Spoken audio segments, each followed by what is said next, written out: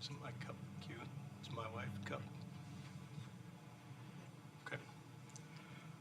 All right, we'll call the meeting to order. First order of business is attendance. Commissioner Stravens, Present. Commissioner Wu, Present. Commissioner Molitor, Present. Commissioner Besey, Present. Commissioner Ankeny. I'm here. Okay, seeing that we have a quorum, next order of business is approval of the agenda. I'll make a motion to approve the agenda. I'll second. Bobby seconds, all in favor? Aye. Aye. Aye. Next order of business is approval of, thank you, Mike, sorry. Next order of business is approval of the minutes for March 30th, 2022. Christina, the minutes look a little bit different. Are we changing to a different format? Yes, so this is the new format that we will have going forward for all of our boards. This is through that new agenda and minutes management program that we have. So this is what you can expect to see as far as agendas and minutes going forward. Okay, thank you. I reviewed the March 30th minutes. I thought they looked good. I have one small correction. Okay. Under staff report, Ms. Jensen reported on the appointment of a new member to the planning, and it says commissioner, and it should just say commission.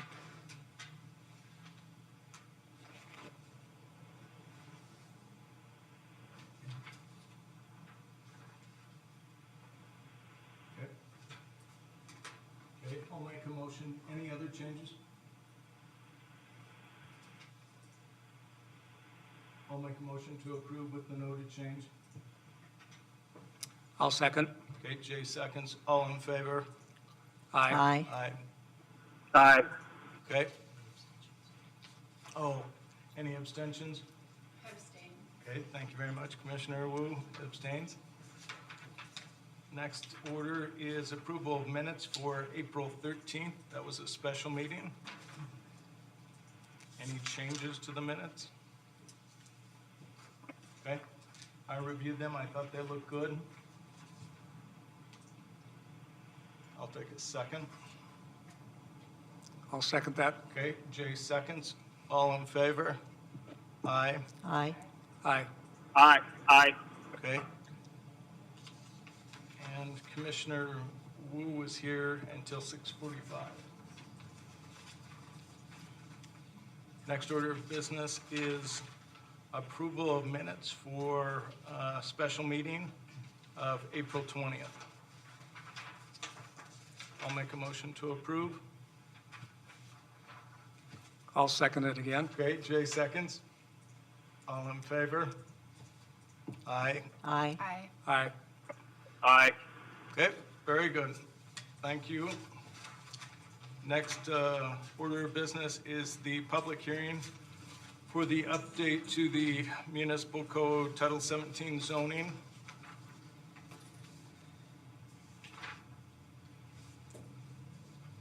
I will open the hearing. Are there any conflicts of interest for any planning and zoning commissioners? I have none. None. Okay. I have none. Okay, Commissioner Ankeny? Any conflict No, of interest? no conflict. Okay, thank you. Seeing no conflicts, staff presentation. Thank you.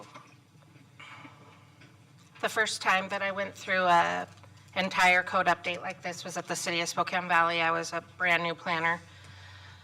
The day after we got our new copies, we found mistakes. So it was a lesson to me that you're probably never going to adopt a code in one swoop that has no errors in it. I'm telling you that because I've gone through this twice now since our last meeting, and Lisa has gone through it twice as well. And in both cases, we found additional things that needed addressing. So I'll start by just reminding the commission for the edification of the audience of this process that we've gone through. And then I will want to touch on a few items within the code that I found on my last trip through it. And then we can, of course, address any issues that you have as well. For the record, I want to let you know that I have not received any written comments in response to the notice of public hearing. So this process began back in 2018. So it's been quite a long process, made longer than it should have been by COVID-19. And then, of course, this commission has a lot of business that it deals with, yearly. We've also done the comprehensive plan update and the shoreline update. So we've been very busy, and this project has sort of been slowly working its way through the process.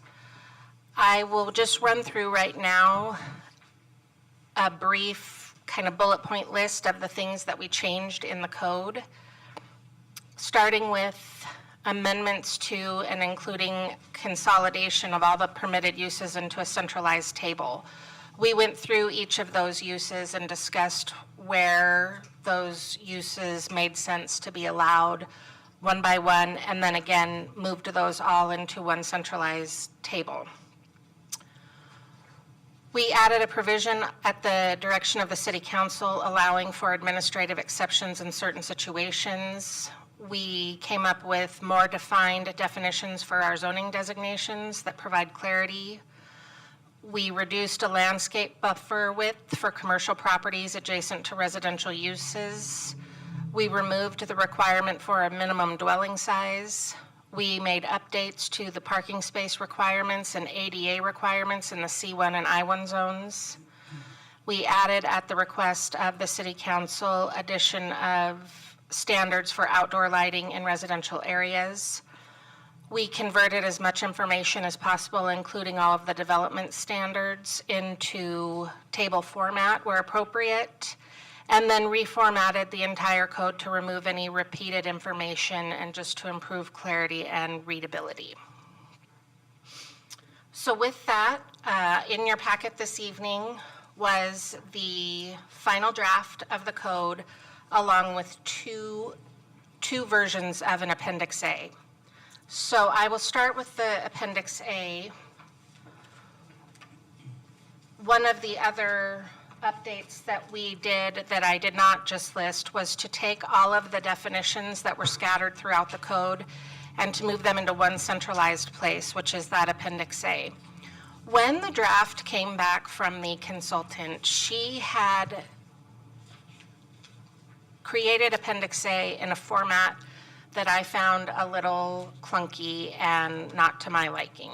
And that would be probably your first one. You'll know it because she says A definitions in bold print, B definitions, and then when she got to letters that didn't have any definitions, then she put no definitions.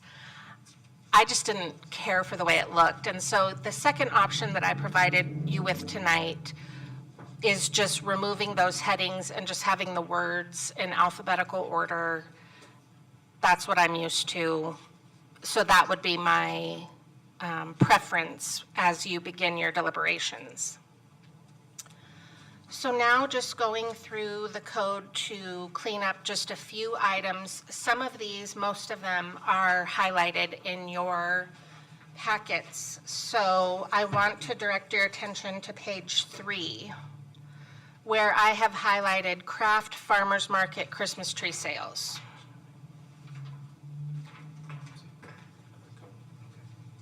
I'm sorry, it's page 3 of the actual code, not of your packet, sorry. We're in the permitted uses matrix. We don't show farmers markets and craft markets being allowed in the public reserve. And I just wondered if that was intentional. Now, I know I've told you that we don't write the code for what's on the ground. And we do allow the farmers market in the park right now. I just wanted to double check that with you all, if you felt like that was correct not to allow it, or should be allowed. I think it kind of needs to be allowed. if we have made the decision fairly recently that this is the best place to put it, and we've turned down applications for putting it other places, and we've actually invested some resources into setting up infrastructure in the park for it, it seems to me, especially since it's a temporary use, that we should approve it we should have it on our matrix. Okay. Any other discussion on that?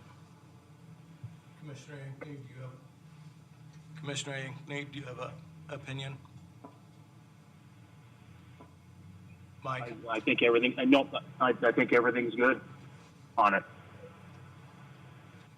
You don't think that we should have a temporary use permit under the PR for the park? Oh, So, I'm sorry, I trailed off there for a sure, second. that's all I'm right. So sorry. we're on page 3 of the Right. matrix. It's the Craft Farmers Market Christmas tree sales that should be highlighted. Yes, And Yes. yet the issue is right now it's not permitted in the public reserve. right, The proposed So I think action it- would be to change it to TUP, temporary use permit. correct. I would agree with that. Okay? Commissioner Wu, do you have thoughts? I agree that should be on there. Okay? I agree as well. Okay, I do too, so let's make that change. TUP for the PR. Okay, great. On the next page, I have highlighted secure community transition facilities. When you go to the section that's referenced there, the 1748070, it says in the language, let's see. It says essential public facilities, that's a different thing. Let's circle back to that one. Sorry about that. Okay, so the next one would be page 35 of 67. I have under item F, the maximum size of any sign shall be in a residential zone 6 square feet. So we typically don't allow signs in our residential zones. When we allow them in conjunction with a home occupation, we limit them in size to much less than 6 square feet. So I tried to figure out where this came from, and where I found it was in the manufactured home park regulations, is that they allow a 6 square foot sign at the entrance of the park. It does say that in the manufactured home section, and so I just wanted to run by you the possibility of removing it from here, because I think that that could potentially open it up for folks to say that they can have signs in residential areas. Now, of course, things like real estate signs, political signs, those are exempt. So because the only place that I could find it in the code where it applied was in the manufactured home park, I am proposing to remove it from item F.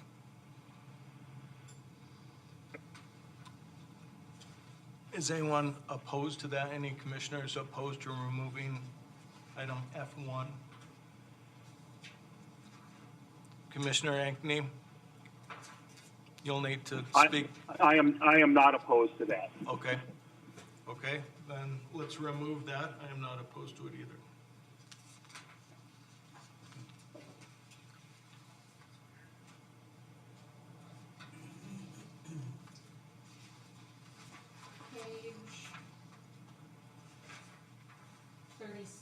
Page 37.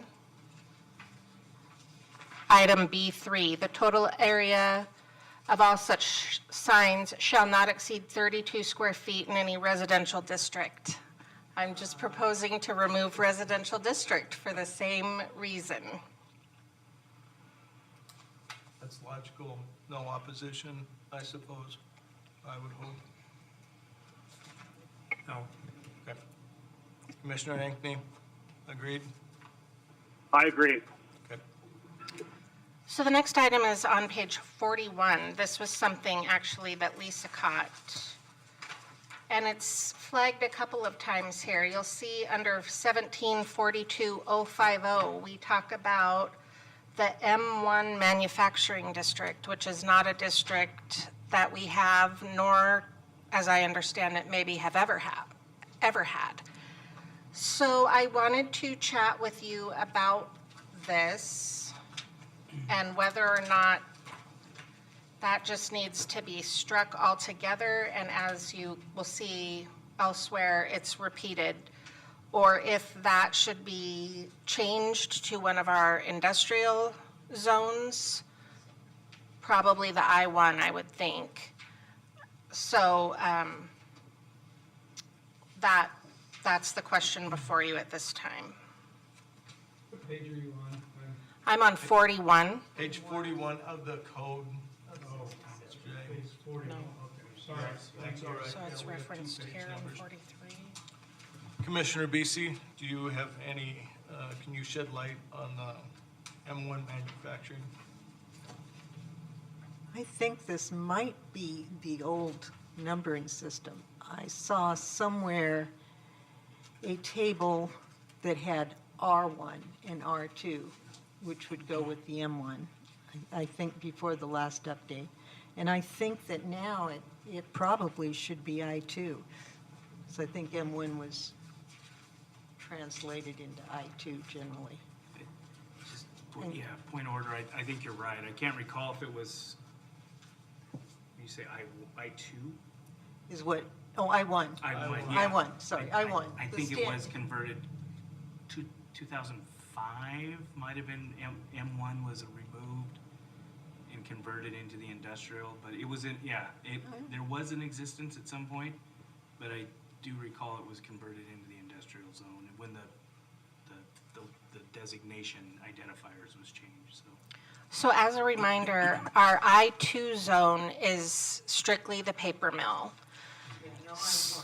So I1, if you look, so I have this flagged in 3 different places.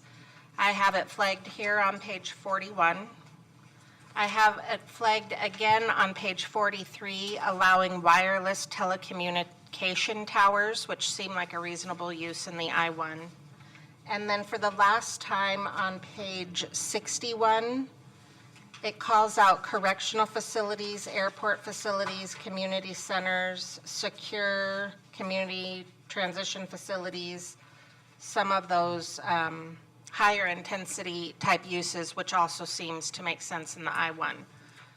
So I guess, okay.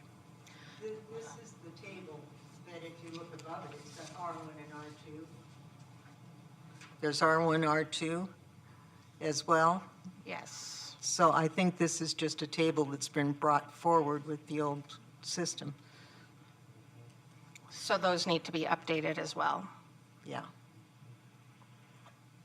So I'll propose that instead of M1 manufacturing, we use the I1 zone and change the table to reflect current zoning. Any opposition to that from any commissioner? Makes sense? Okay. Commissioner Ankney? I'm not opposed. Okay. All right, very good. So that completes the items that I noticed that needed to be addressed by the commission. And so with that, we can address anything else you might have come up with or answer questions. Okay, so next order of business would be asking staff any questions. So any commissioners that have a question for the staff is acting as the applicant in this matter. So I do have some more corrections. Okay, that would be for staff. Okay, on page 4, Page 4 of the zoning, yeah, okay? the residential. Okay, The current code for C1 says that you can have any use that's currently allowed in UR2, UR3, UR1. But it also states multiple times that residential cannot be on the same parcel with commercial. That piece is sort of dropped out. So you'd like to reference that in the code, have a reference in the notes section to make it more accurate? To make it say that, Okay. that residential should not be on the same parcel with. Okay, Commissioner Beasley, do you know off the top of your head what that? Well, it's not a reference because it doesn't exist in the new code, so we can't refer to it. This is. Well, I can put it in the conditions column on the right-hand side. Right. Okay.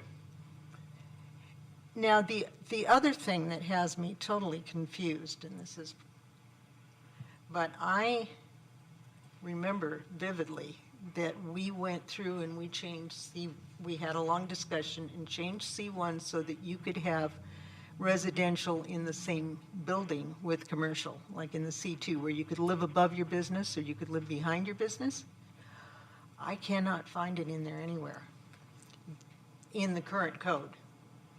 I cannot find it in the current code as it is. So it has dropped out, or we had a long discussion and it never got totally approved, or And there, when you say we had a there long is, discussion, we had that long discussion within the last 18 months? no, it Or was oh, well before that. Well before that? With Tom, Oh, okay. to give you a reference. There is in the current code something that says residential shall not be on the same parcel with commercial except as defined below or except as something below, but there is nothing defined below. Okay, so, So it doesn't exist. I just bring it up because I thought it was okay to be in the same building, and apparently it currently isn't. well, let's table that. So let's make a note that during our discussion, we'll discuss that. Okay? Okay, so that would come down to, if we're not going to allow it, then the P under residence attached to commercial use would have to go away from C1, Okay, is where that's relevant to. okay. It's noted for our discussion. Bobby, while you're on that page, I'd like to address just one thing. Where I have highlighted secure transmission facilities, if you look at 1748070, secure community transition facilities, it says may be permitted in all zoning districts with the exception of PR1. And so I just wanted to discuss that with you and update as necessary here. It does say by conditional use permit. So I'm proposing to change everything except for PR to conditional use permit based on the language that's in 1748070. That language predates my coming on the planning commission, but I came early enough that it was explained to me that that was in there because it was state requirements. I believe that's true, is it not? I think so, yeah. And if that's the case, we kind of Okay. have to. All right. Okay, any opposition to that change? Commissioner Ankeny? I'm okay with what she proposed. Okay, with the change, okay. Yep. Okay. Other corrections, Commissioner? Well, another thing about the table is the following specific manufacturing uses are prohibited. But one of the things that we've left out of specifically prohibiting in any way that is in the current code is auto wrecking yards, storage of junk, and storage of parts associated with auto salvage and fuel yards. Now, a person might be able to attach that to retail sales or auto repair or something. If we specifically don't want it, we probably should specifically say. Okay, and I think that's a discussion point for our discussion, and so auto wrecking, Okay. Okay, other corrections for staff?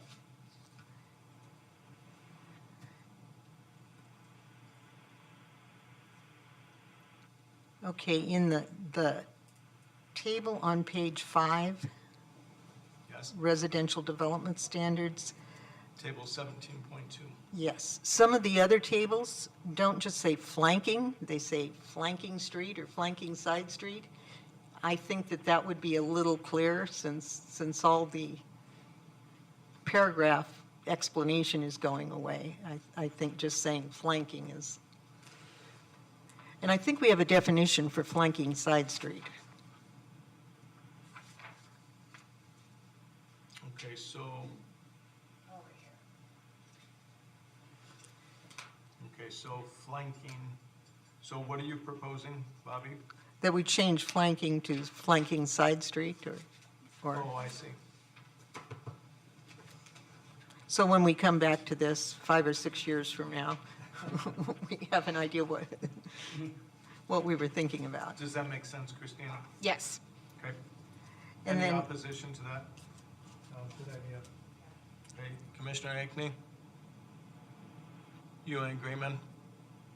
Yes, I am. Thank you. Okay, building height, single family or duplex or two-family? Because they're both in the current code treated the same. You're suggesting that I add duplex there? Yeah, Okay, Adding what? duplex, under single family? under building height. Okay, duplex. Okay. Now, the other thing, and I don't know, maybe it's a Let me- discussion let me point check again. one. So Commissioner Ankney, you in favor of that, adding duplex under single family height? Yes, Thank you. I am.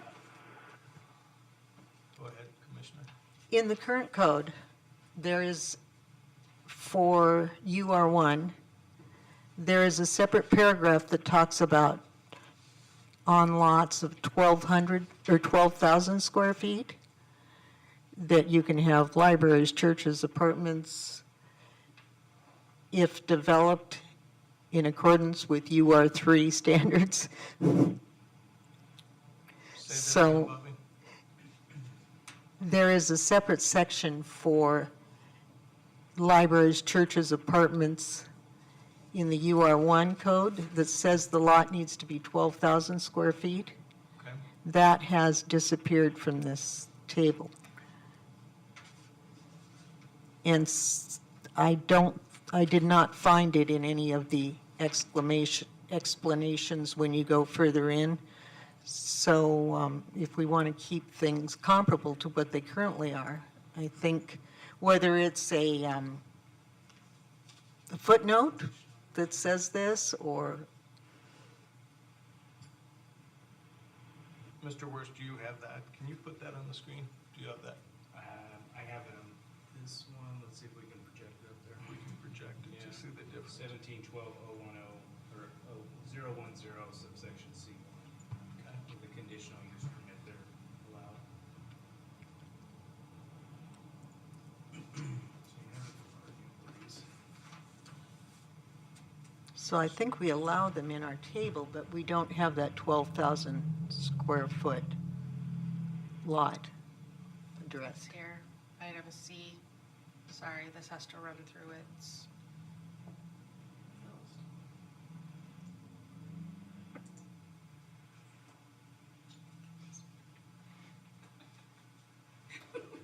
Your son's using the computer. I don't know who's been in there. Okay, so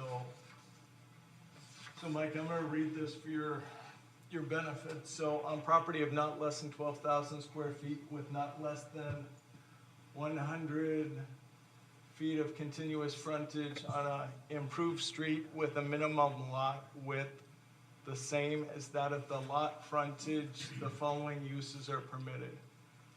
And then it has libraries, churches, provided they're tax exempt, art galleries, and schools for grades preschool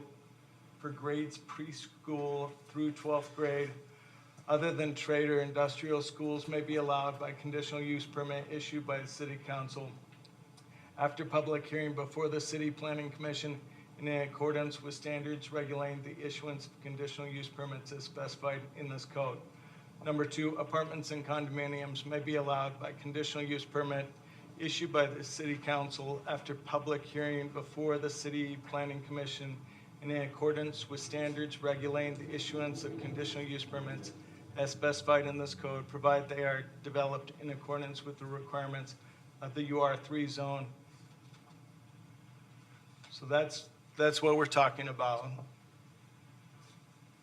So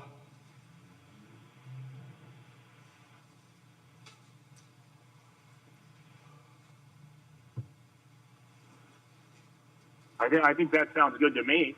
I understand that. but what, So the minimum lot size in the UR1 zone is 10,000 square feet. right, So what we're talking about is 2,000 square feet. I'm not opposed to putting it in there in some iteration, but is that 2,000 feet important to call it out specifically aside from the already minimum lot size of 10,000 square feet?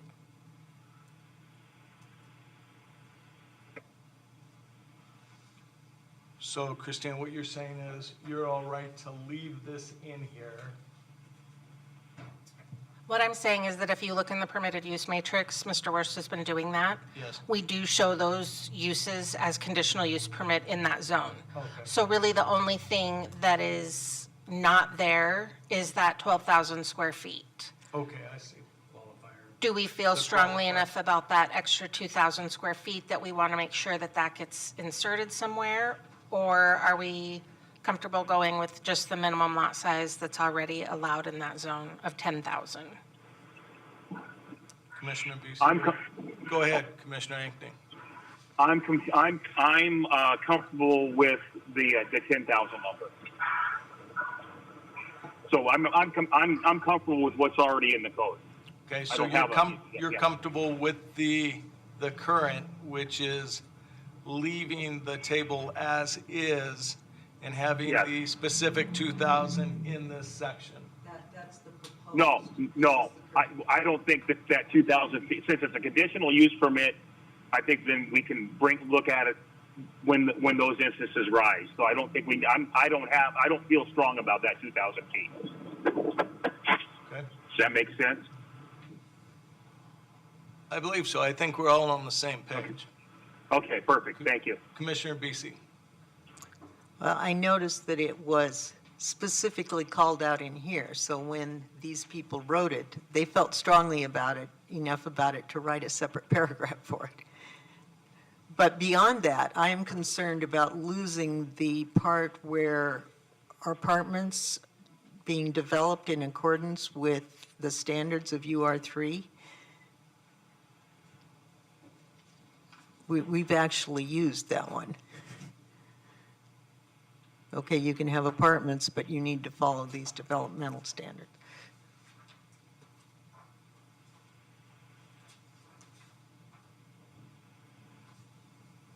Which I think has a minimum square footage per unit, and as well as all the standard stormwater and all of that stuff. I think there's a minimum, there's some special things for size of apartments or something.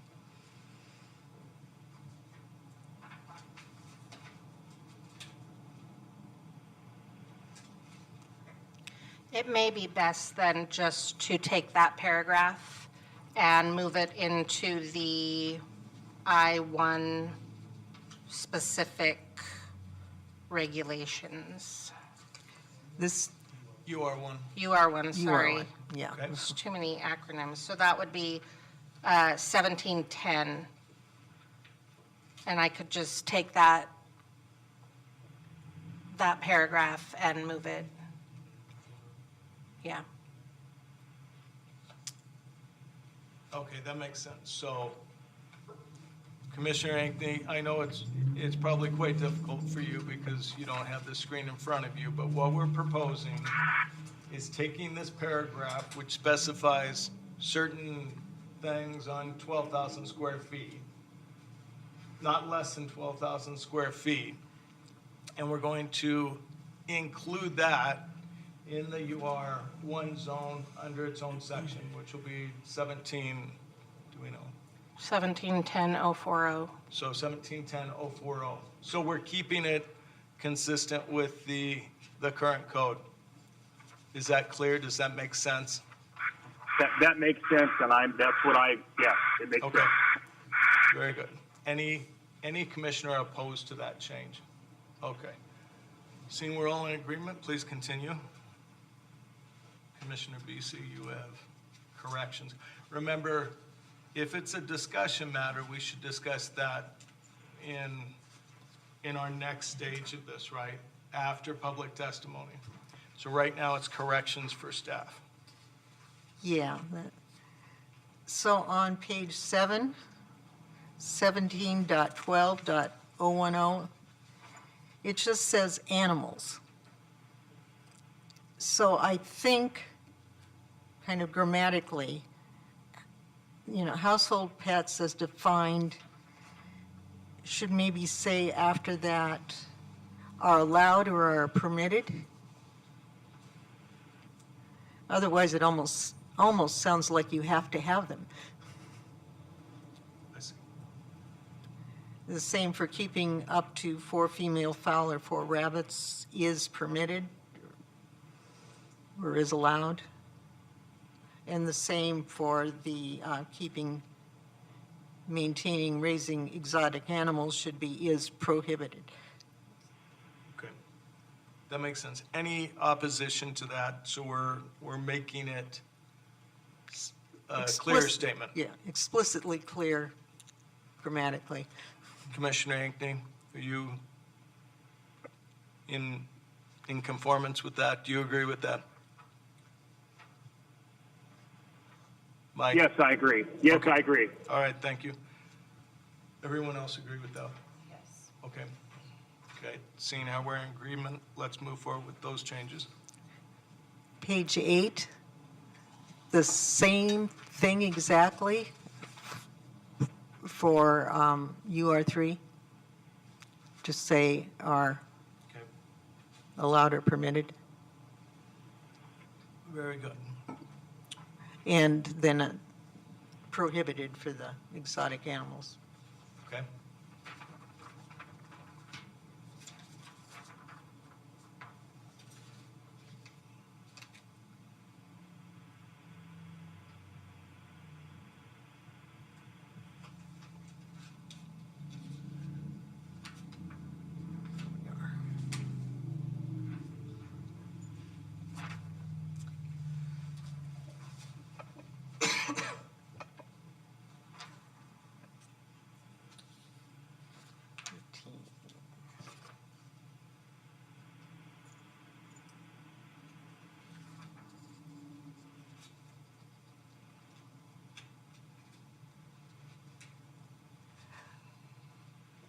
Okay, on page 12, building height.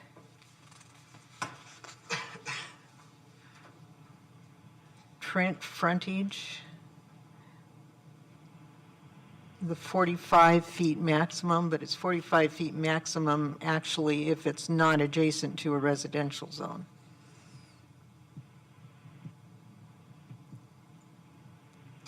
I don't, yeah. Yeah, C1 is adjacent to a residential zone in some places, so. And we could add that to the table at the bottom. Is that what you're proposing? Like add number 5, Yes. put an asterisk next to it, and then add. Put a note, yeah. Okay. We could do it with a note. Christina, does that make sense? I want to look at just one thing before I. Okay. Sure.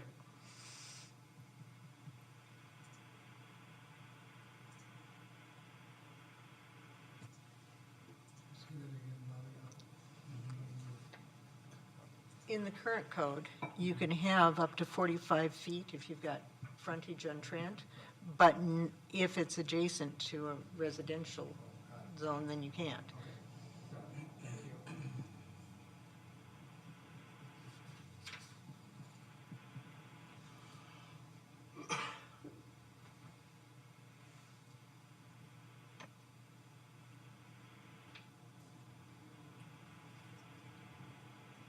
Mike, we're waiting for Christina to confirm something.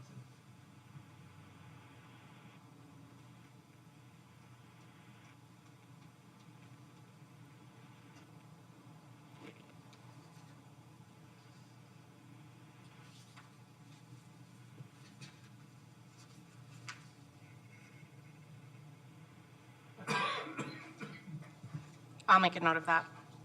Okay? Sounds good. Now, the other thing is, remembering you've got no pros to explain these things, they're just in the table.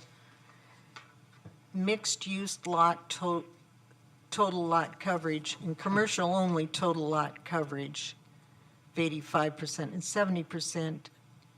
I think we should work impervious in there somewhere so that they know what we're talking about, lot coverage.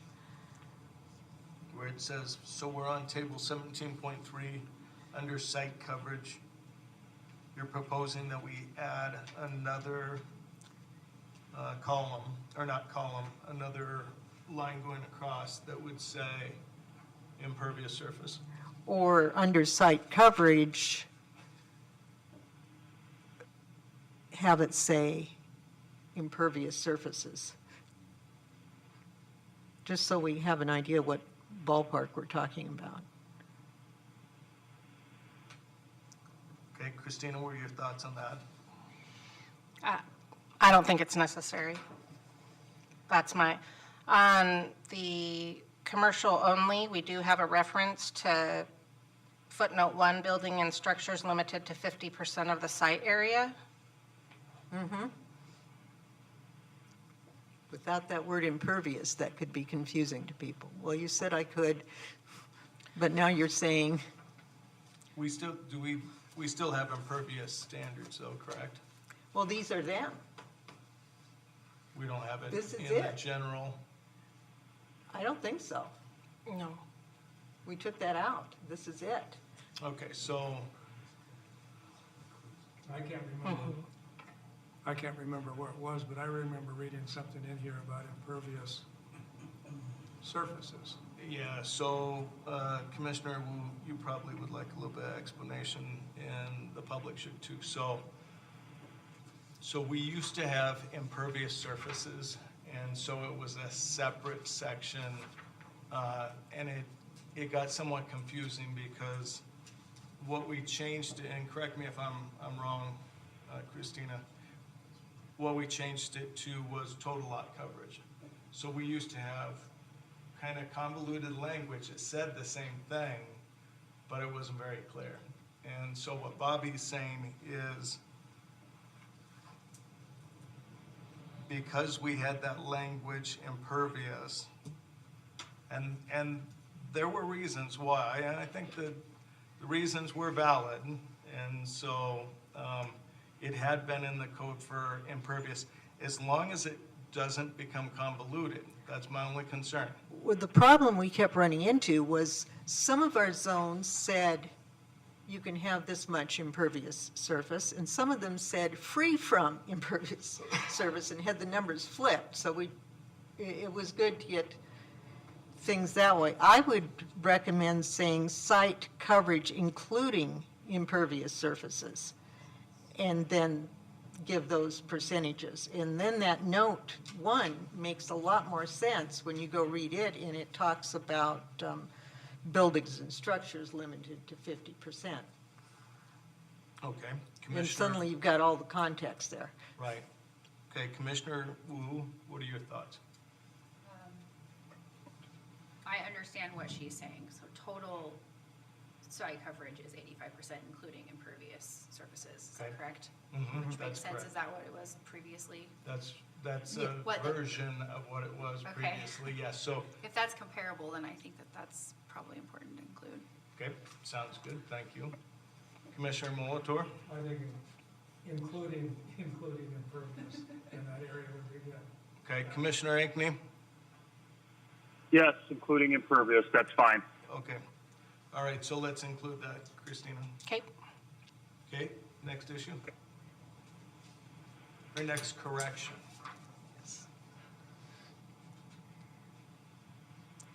Okay, page 13, Okay, 1722010A, just a grammar thing. No premises shall be used as storage area other than storage of materials required in connection with the identified in table. With an identified use in table, or just, Permitted uses is With what the that should Yeah. say. Okay, permitted uses, okay. yep. Any opposition to including that? Commissioner Ankney, we have none on the commission. Okay, fine, yeah, I'm fine with that. Okay, thank you. Okay, moving forward. Other Page- corrections? Page 13, the next section, fencing and screening. Yes, Now, following through this, this is C1, but I1 and PR1 also refer back to this section. So I think that should be referenced here, whether it's in parentheses, applies to C1, I1, PR1, or also applies to, or something, I think would be helpful. Numbers, reference numbers get changed and misplaced sometimes, and then you wouldn't know what, you'd lose the context. And those of us who sometimes just read things straight through would know, would so, have that information. so let me ask staff, so I know that we've tried to get in, so don't we have fencing and screening in the other sections that references? Reference this, it's just got a Okay. number. It only has It a number. references back to that. All of Oh. those districts had identical fencing regulations, so it just references back. Yeah, I'm good. So I just say label it. Well, And I don't agree with that. So what happens when the numbers get renumbered and they get a little off kilter, like we run into through this whole process? Well- Then you don't know what, I mean, I don't think it's necessary, and I think it's important to keep in mind that people aren't using this code in a vacuum. If they have a question, they call down here. Likely, they call down here before they even crack the code. So some of these corrections are very obviously necessary, but this is one that I don't think is. And in an effort to not clutter up the code or add superfluous information that could get lost in other updates, I recommend that we not do that. okay. I Commissioner- don't think this is difficult for anyone to navigate. Okay. Commissioner Molitor? I would agree with that. It already references this. I don't think we need to have something that goes back and forth, so. Okay, Commissioner Wu? I agree. You agree with Commissioner Molitor and staff? Commissioner Ankney? I agree with staff. Okay, sounds good. so is it in fact legally binding if it says that it's for C1 and then we reference to it from I1 and PR1? I believe it is, but I'll refer back to council. Eh, Yeah, it's not ambiguous from an interpretation standpoint, so it'd be enforcing. Okay, so I agree. So moving forward, we'll keep it as it is moving forward. Corrections.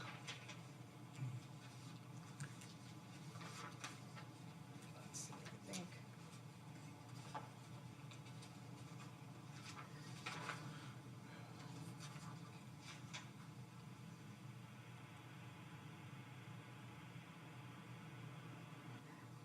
Yeah. Again, on page 21, we just state, and now I guess we're talking about C2, but we just state residential uses. There's no, And I'm sorry, Bob, but what page? page 21.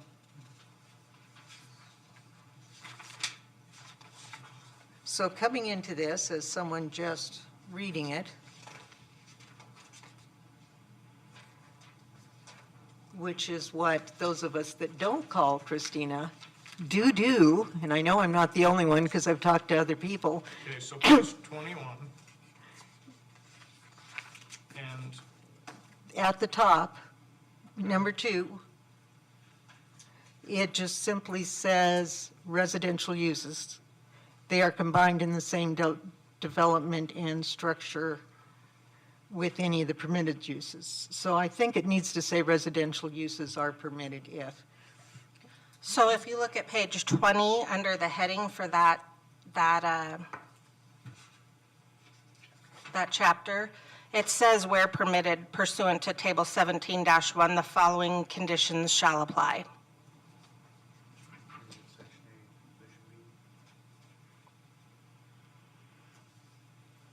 This following conditions shall apply. They are combined in the same development. There's still some words missing.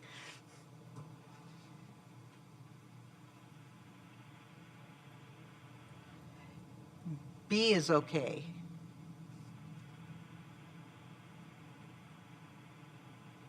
Because it has, It is should say permitted, when they are combined in the same development and structure, if they are combined, where they are combined. is allowed, is permitted. You've See, already said permitted. B, It's an introduction of chapter 1726, where permitted pursuant to table 17.1, or -1, the following conditions shall apply. okay, but Residential uses, B says is permitted on ground floor providing that, so they're not the same. I see. So what are you proposing, Bobby? That, That's exactly how it reads in the current code. what are you proposing to clarify, Bobby? How would you like that to read? And so we can use it in context. Well, I didn't. So we're permitted, So, pursuant to Commissioner the following Ankney, conditions to make shall sure- apply. Residential uses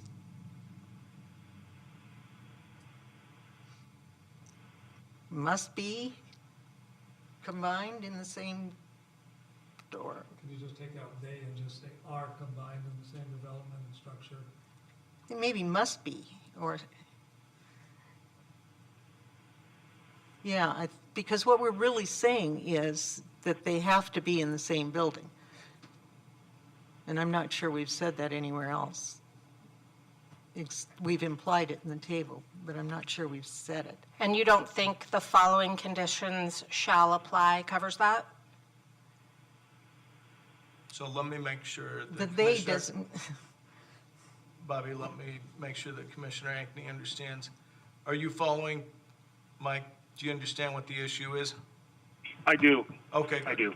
Okay, maybe we thanks. need an if at the beginning of the sentence. Residential Well- uses if they are combined, And that's what I would propose. or must be, or, I mean, we need, So then let's read this in its entirety. And so it'd be 1726, where permitted pursuant to table 17-1, the following conditions shall apply. Number 2, residential uses if they are combined in the same development and structure with any of the permitted uses. That makes sense. Correct? Any opposition to that, including council?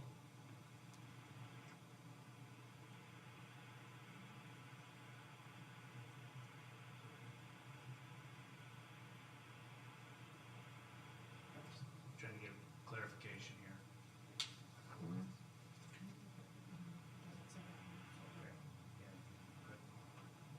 Yeah, I think if that's the direction of the council, I think that if they are.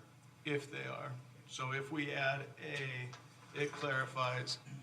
Any opposition to that? No. Okay, seeing none on the council, or on the commission, Commissioner Ankney? No issue with it. Okay, sounds good. Moving forward. okay, just below that, 17.28 regulations applicable to all commercial districts. Are we including I-1 as a commercial district, or should we because I think these also apply to I-1. So you propose to say all commercial and industrial districts All commercial and I-1. and I-1? Staff?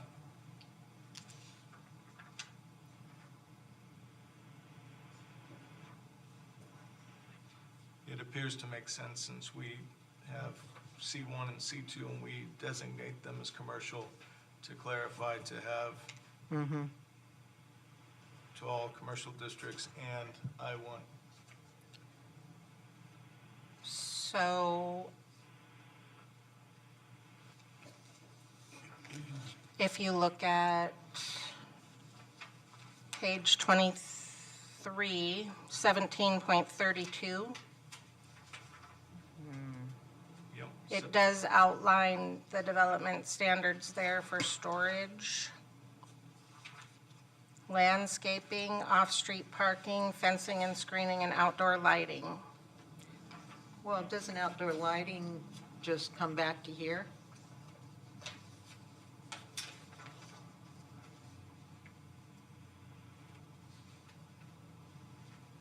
Yeah, outdoor lighting just points right back to here. Did we intend to include I-1 in this section, No. Christina? No. I mean, I intended to keep commercial and residential separate. Now, I-1 does refer back to the commercial regulations like we talked about with that. Okay, as long as Other I-1 item. refers back to this, Yes. then it's formatting. Commissioner BC, you're shaking your head. If it refers back to this section, which is, so we're referring back to page 23. And we 23. are, yes, so light industrial zone, I-1. And so what Christina is saying is that it refers back to 1728. .010. And Yeah, see, in both cases, site improvements shall comply with the regulations, so it refers back. The outdoor lighting So, refers back. Everything on here refers to I-1 also, but we can't say it refers to I-1. We have to just quietly refer back to it. well, I don't think that we have to quietly refer back to it. I was pretty, I thought, clear in my intention with this was to, one, remove repeated information. So if it says it in C1 and I-1, I don't think it needs to say it twice. Agreed, totally agreed. But if someone is reading this and they want to do something in the I-1, they're not going to go look at development standards for commercial, which is why I tried to keep it residential, commercial, industrial, but then referring back to like information. I think if you're looking to do something in the industrial zone, what you're going to look for is the industrial regulations. They still do refer back to commercial. So I think it would be a mistake to take them out of that I-1 zone and just in commercial say commercial and industrial. That would not be my preference. Okay, that's not quite what I'm saying. okay, Commissioner BC, what are you saying? I'm saying, leave the references like they are, but can it hurt? So I'm looking through industrial, and I see, it tells me to go to this section, so I page back to this section. It'd be nice if there was just a little thing there so I could tell, oh, I am in the right place, because here in parentheses, it says that it also applies too. Yeah, unfortunately, it's not needed, and so. Well, it's not needed, but does it, It doesn't It's assist. nice. It doesn't assist doesn't in any assist. interpretation. All it does is add ambiguity. If you're going to include reference to industrial that's addressed in 1730, all you've done is create ambiguity under the 1728 commercial provisions.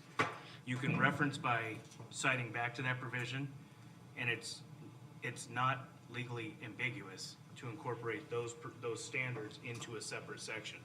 But if you're incorporating industrial and referencing in a commercial, you now have created a potential ambiguity. So I would advocate not that particular revision. I don't think it's of assistance in this context.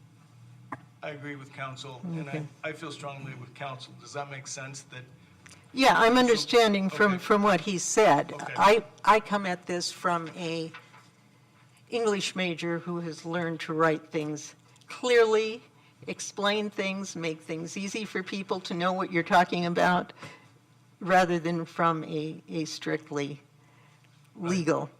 I agree with So, council. though. okay. So. Okay. Yeah, Let's move on. well, any other We've got correction other to, things to talk about. we have discussion points, and so, any other discussion on that point? Okay, moving forward. Okay, so there's a table that we were looking at, but I've just kind of lost. Page 23, Okay, in the table, first of all, if we can put flanking or flanking side street, flanking street on that one also. okay. Then the Any- other Any thing, opposition to flanking street? No. Okay, Commissioner Ankney, you're good with that? Yes, I am. Okay, good. Moving forward, we'll make that change, right, staff? okay, maximum building coverage in open space Okay, for I-2. In the current code, I cannot find any reference to any number, certainly not 35% or 65% left in open space. That isn't in the current code at all. Not that I could find. okay. Mike, we're having staff look at the current code. I think that is correct. So we just kind of made that up, so, Do we know where that came from? That came from Alicia. Okay, Yeah. so we'll, I suspected. we actually will delete that, so that's incorrect. Now, the next section, building height, Yes, we've left out the 85 feet with a CUP that's in the current code. for I-2, No, yes, for I-2, for I-2. yeah. Okay, so under building height in I-2 CUP, you can have a building height of 85 feet Currently, that's true. currently, and so we'll add that change. And we can confirm that as the current code. 45 feet up to a maximum height of 85 may be allowed by conditional use permit in accordance with standards regulating the issuance of such permit. Very good, we'll make that change. Do you want that site? No. Okay. Oh, go ahead. What is it? 1722020. Thanks. Any questions about that? Those are simple corrections. Okay? Okay. Moving forward. Then our nice little thing on page 24 at the bottom. Okay?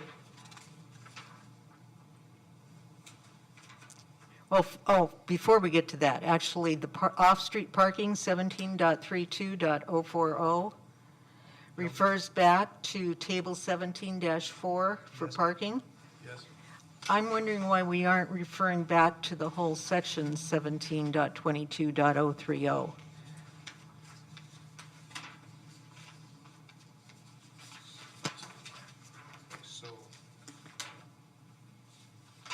So, Mike, just to make it absolutely clear, we're at 17.32.040 off-street parking. It refers to 17-4, the table. Bobby's asking why it doesn't refer back to 17, what, Bobby? 17.22.030. 030. I think that makes more sense. So we will make that change. Okay, so I am, unless you have an opposition, speak now. Okay, hearing none, we'll move forward. Okay, at the bottom of that page, it says for uses permitted in the I-2 zone. I'm sorry, Bobby, what page? Page 24 24. at the bottom of the page. For uses permitted in the I-2 zone, see table 17.1, but we don't have an I-2 zone column in the table. So that's one that it wouldn't apply to. Okay. So we're striking that whole language? Yes. Okay. As a correction, we'll strike that. Okay, moving forward. Now, it might be nice to put that line into page 25 at the bottom, under the PR1 zone, because we do have a column for that one. Do we have it? So if we had a reference to table 1 there.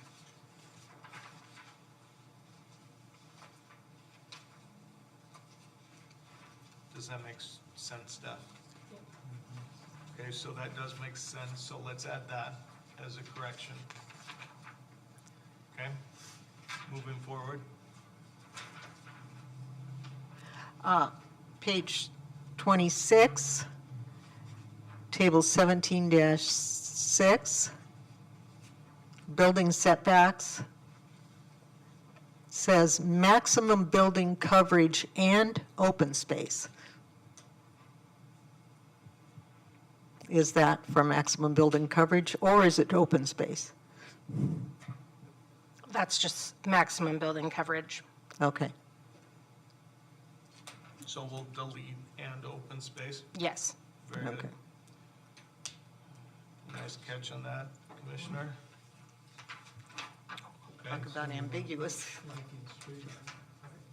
I just caught that. Yeah, yes, good. Actually, Brian just caught that. And Commissioner Moltworth. Okay, very good.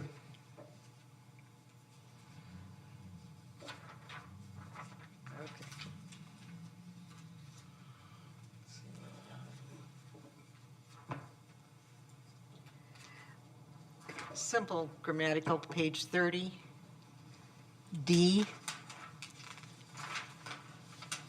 Think that middle of the sentence, of the vicinity and zone, I think it's supposed to be within which, So B at the top, Bobby? no, a Oh, D. D down on the page under decision criteria, I think Okay. it's just supposed to say and zone in which, okay? and I added a little. That works too. Good catch. Okay, very good, nice correction. We're deleting a W. Okay, moving forward.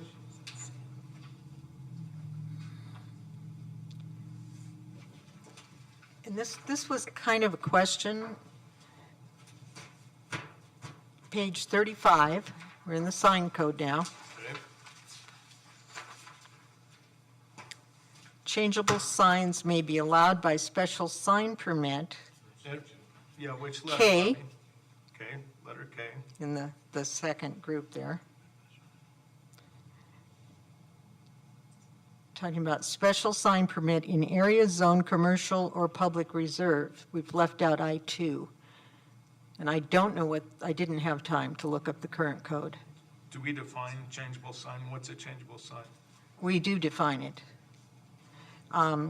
It's, can be a digital changeable, or it can be a go out and change the letters on it one. Okay, but we do define We do. changeable sign.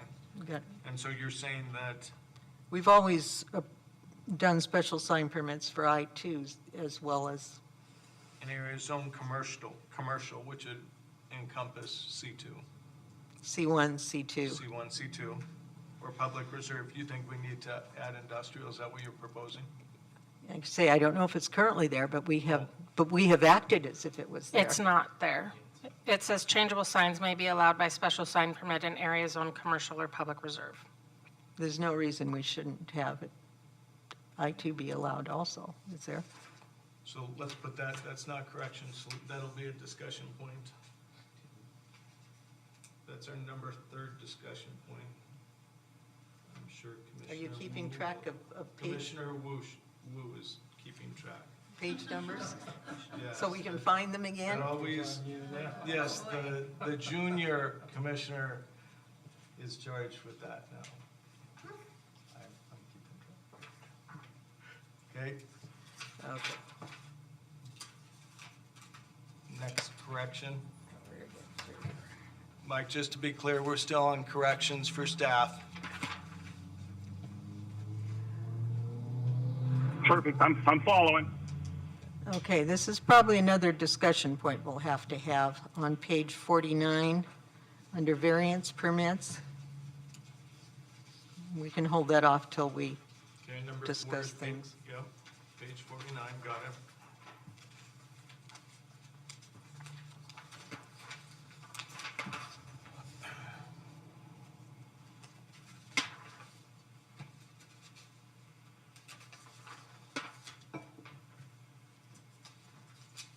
corrections are much farther apart now, so it's longer to find them. Okay. Page 65. Page 65.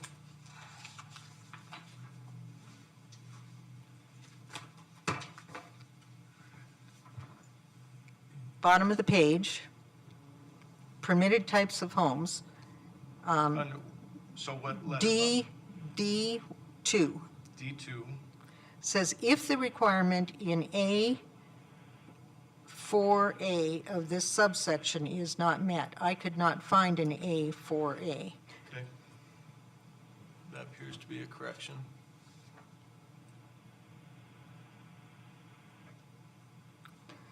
And actually, I think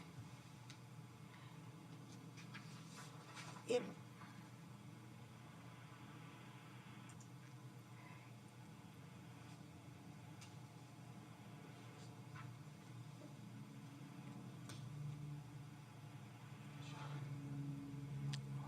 I don't see an A4A.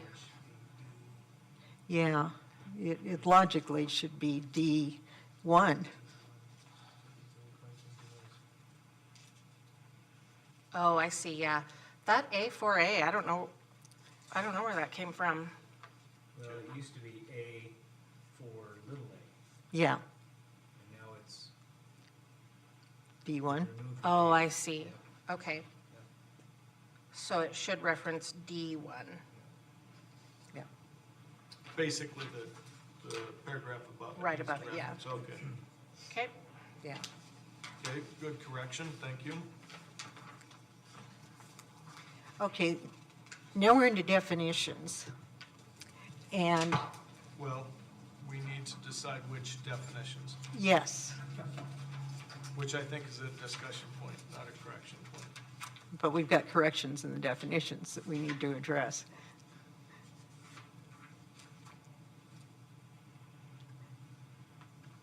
Let's discuss which, Yeah, the definitions are the same, it's just the format's different. oh, okay, okay, thank you. All right, Okay, showing so, my preference, and your preference is, I'm going to be using numbers that have to do with second draft, yes, option 2. okay, I agree. One thing, when we're back into C1, there's a lot of talk about frontage on Trent. The current code actually has a definition hidden in the middle of C1 that says frontage on Trent means, and then it says that's actually 17.16.010C. Gives an actual definition. So I was wondering if we should put a definition in.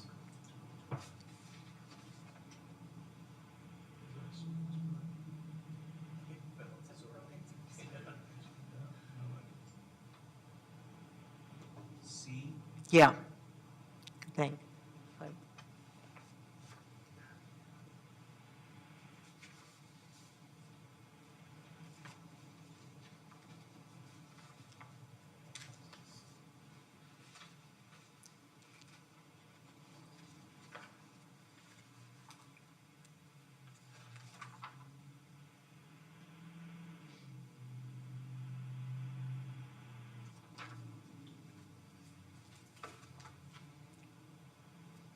I'm not finding it. It's My right here. apologies, I'm not- 17.16.010. Oh, it's not- Okay, wrong section. Christine, you have it, I do. and should we add that as a definition? Will it add to the code? Your opinion? Well, what it says is, provided that frontage on Trent Avenue, when required, means that the minimum parcel width is equal to the parcel frontage on Trent, and that Trent is the primary access of the parcel. Does it say anything beyond Does it say what? It's right here. that? There's, Yeah. Sorry about that. So equal to, I'm not trying to have that parse out there, it's my way.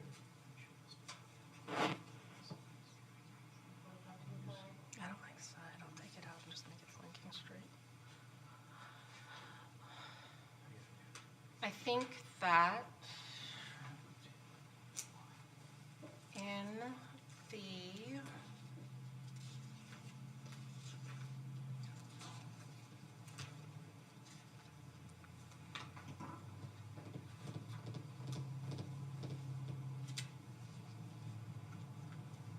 I don't have a strong feeling either way.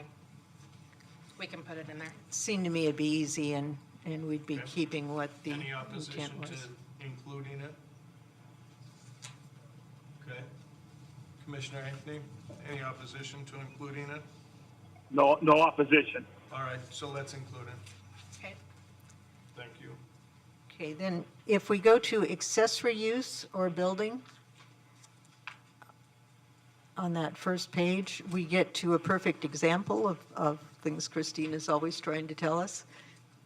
The end of that line is maximum size of any accessory building shall be 1,000 square feet. That was several iterations I ago, believe that I missed that. twice. I just give up. This is my 2-week notice. Yes, that should not be there. I'm impressed that you have found as many as you found, and I found as many as I've found, and they haven't matched. It's impressive, but also a little sad. It's scary, But is what that's it why we're is. doing this. so. Exactly. Okay, very good.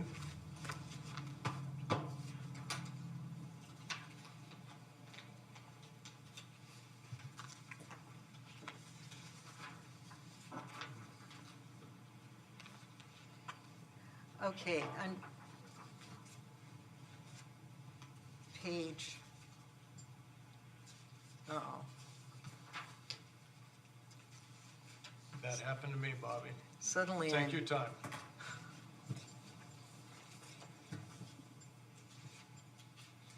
okay, here we are. I don't know how that got in the middle. But even this is, it says option 2, the numbering changed on us because that's what's going Oh, on. that's what happened. We, yeah. we don't have so many You're right. of so many because we're in an Yeah, appendix you're now. right, that's exactly right. That's what's throwing me off. Okay. Okay. Suddenly, Where is it? okay, I noticed that under antenna on page 75, option 2, whoops, 87. It'd be Sorry. Page 87. okay, You're all I right. set aside option 1 and somehow I got it pulled back in is I what did the happened. same thing. Yeah, I did too. Yeah. Okay, that's all option 1, so we'll stick it out of the way. Option 2. Okay. Yes, you know, the definitions are almost all the same, but antenna is actually different between option 1 and option 2. So this one's right. Is it Option because 2 is in correct. the other option, I didn't add the omnidirectional? You left the old definition of omnidirectional. Oh, that was a subconscious, I don't know. I didn't mean to do that, so. Okay, under apartment house. Again, as, well, actually, both an English major and an electronic technician, and means something to me that might be a little different than what and means to everybody. But when I read apartment house, and it says contains 3 or more dwelling units and includes residential condominiums, I feel like it has to have both. So if you take out the word "and," you can say includes residential condominiums. Any time we talk, Including. Should we have that there since we did add a definition of condominium? Well, it's saying Well, it's except three. that in the code, if we're talking about apartment house, maybe we also want to talk about condominiums? I don't know. So you're saying. I don't care either way, but It that would- and throws me. You're saying it would read correctly, that contains 3 or more dwelling units, comma, including residential condominiums. Or the and/or.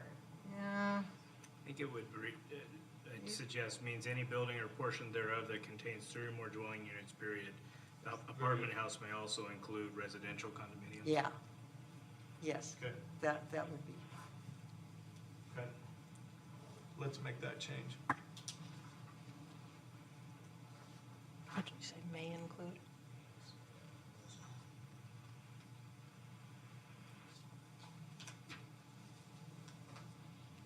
Okay.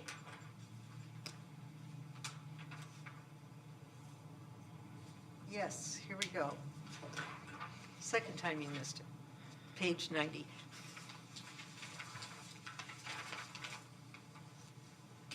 Stuck on the end of garage.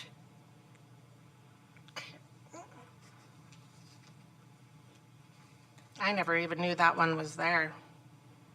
I didn't either until this time. No, And you know, this is the one thing, I told you all that I went and typed the whole code out. I didn't type the definitions, so I wonder if I would have caught them if I had gone through and typed everything. This one, I bet you would have. And then also with your buy-in, just above that on flanking side street, as I've marked these flanking streets throughout the rest of the code, I've just marked them as flanking street. Is it all right with you if I strike side there and just have it be flanking street throughout the code? yes, Okay, thank you. Flanking kind of implies side. Okay. okay. Now with the garage, what were you saying, Bobby? At the end of it, it says garages shall not be greater than 1,000 square feet in area. Which was a conflict with other areas of the code anyway. Okay. But we shouldn't have specific information like that in definitions. It's Definitions. problematic, yeah. Right. Exactly. Okay, very good. You're just taking out that last sentence? Yeah. Yes. Okay. Okay. Next correction.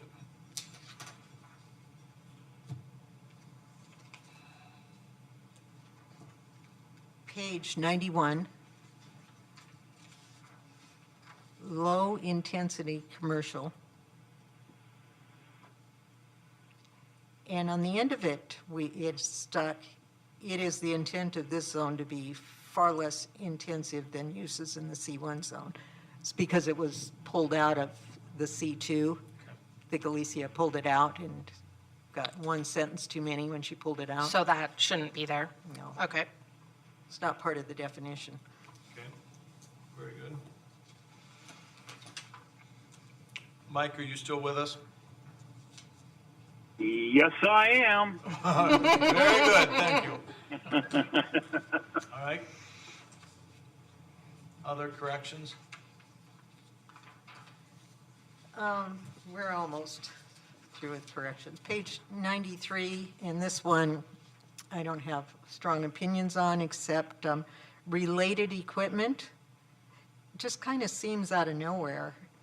You could have equipment related to a lot of things, and suddenly it's related equipment means ancillary to transmission and reception of voice and data. So it's a little Are you strange. suggesting we strike it entirely? Does it refer in other place in the code? I don't know. Okay. I don't know, it's just a little strange. It's what happens when you pull things out of a specific area and put it in a general area. Right. Right now, it's defined in 1734-020, and it's referenced in 1734-090 relating to co-location. So it is a term that's used within the chapters 1734 and the, what is it, the wireless transmission facilities. Yeah. So it is. Chapter, wireless telecom towers and Okay, so antennas. if we do refer to it, we should keep it then. Well, we need to have it somewhere. Of course, what happens if we inadvertently talk about related equipment in a different topic and suddenly we didn't know we had a definition? Yeah, I just searched your entire code currently, and it does not use the term related equipment. Probably be easy to run a word search on this one to see if that term related equipment is used in any of the chapters. of- Right. Is that what you're doing right now? I'm more concerned about future use, but, and that it's just a little awkward, but I don't have a strong feeling about it. 1734. It's only used in that one. Okay, so let's keep it as is then. Or- Before, Or do you have a preference to change it to related? We could change it to related. Equipment, parentheses, wireless communications or something. Related wireless communications equipment, and then change in that section too. Maybe that'd make more sense. I see what Bobby's saying. Related, okay. before we move Commissioner on, Wu, you agree with that? Yes. Okay. Commissioner Molitor? Commissioner Ankney? I'm okay with it. Okay, so to make it more, better clarification, let's add related wireless communication equipment or language to that effect. okay, And we'll change the code as well. yes. Yes. Okay, so you notice as we've been going through here that you have the blue highlighted items, which were, I just called those to your attention because that's what we discussed. But in my notes, I wasn't able to remember which definition we had landed on for public utility, so I put them back up on the screen. And with your direction here tonight, I'll just add that.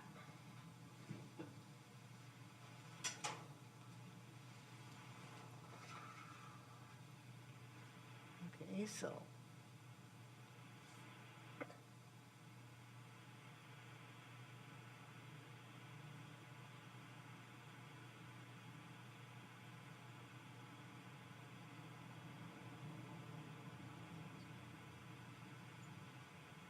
And council, do you have a preference as to which is the best language? They're very close. Yeah, they are. Yeah. In my opinion, it's, one or two at the eye doctor, one or two in the, two or three, right? I'll defer to council if there's a preference in terms of,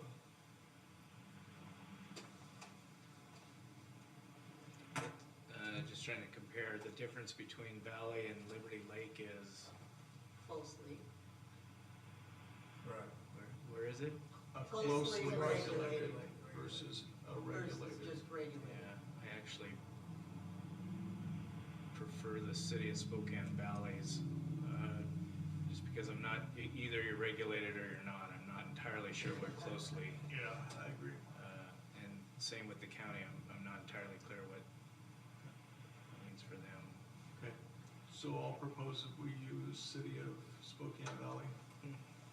Any opposition to that? Mike, you weren't able to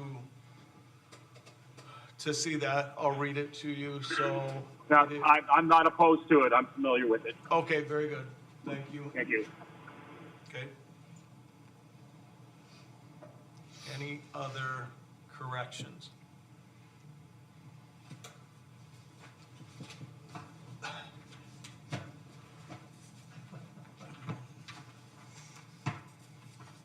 No other corrections?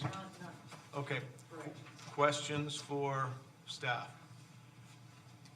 And staff is the applicant, so questions for any commissioner? Questions for staff?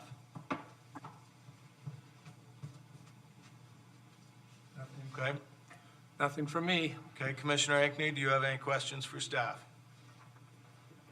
I do not.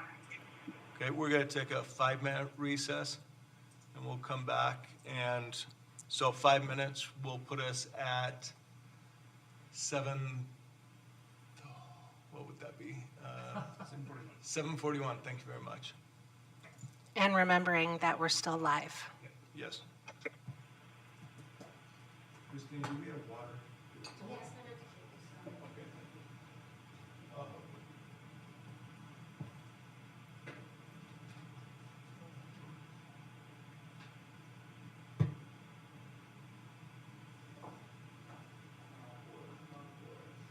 Received an email in the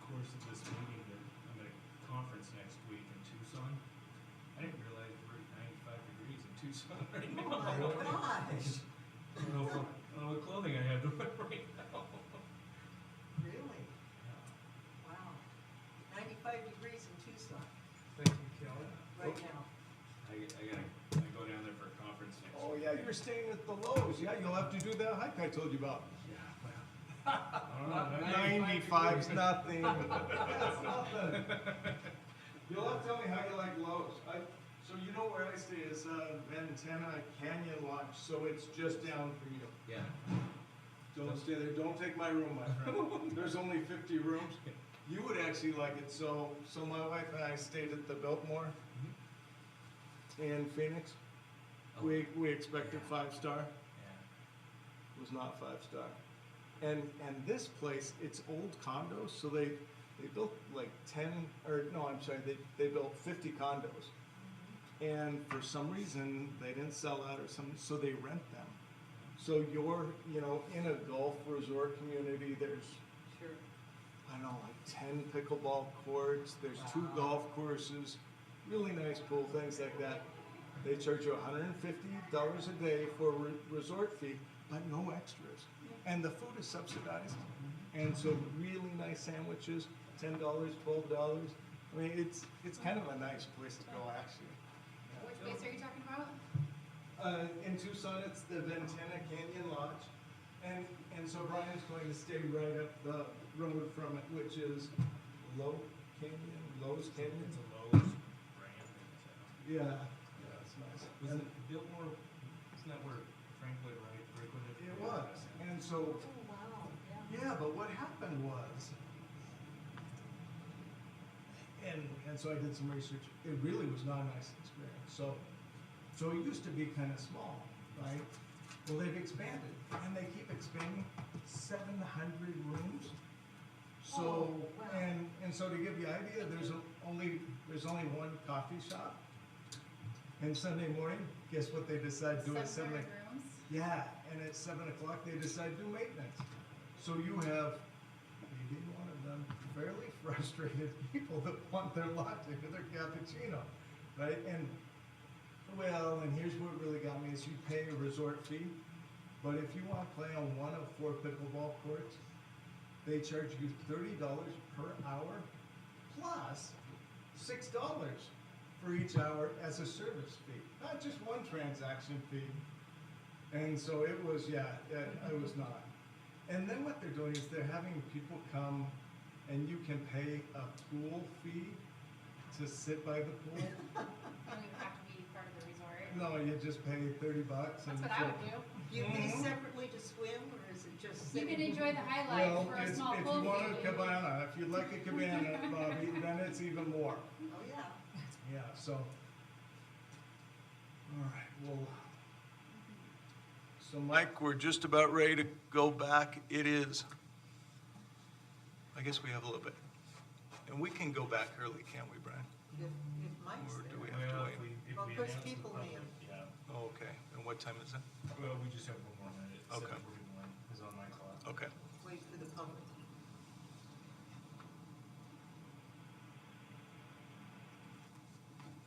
I was wondering what clock we were looking at. Well, Every one of them is. and I was looking, as the day goes on, I have a little bit of trouble with my eyes, Jay, to be honest. And so it's a little bit squinty, like, okay. And it's analog, we're not Yeah. using analog anymore. Well, and my computer says 7:45. Oh, great. My phone says 7:40. Every clock is What different. time is it around here? So I come in by the one that shows the latest time, and then I leave by the one that's got the earliest time.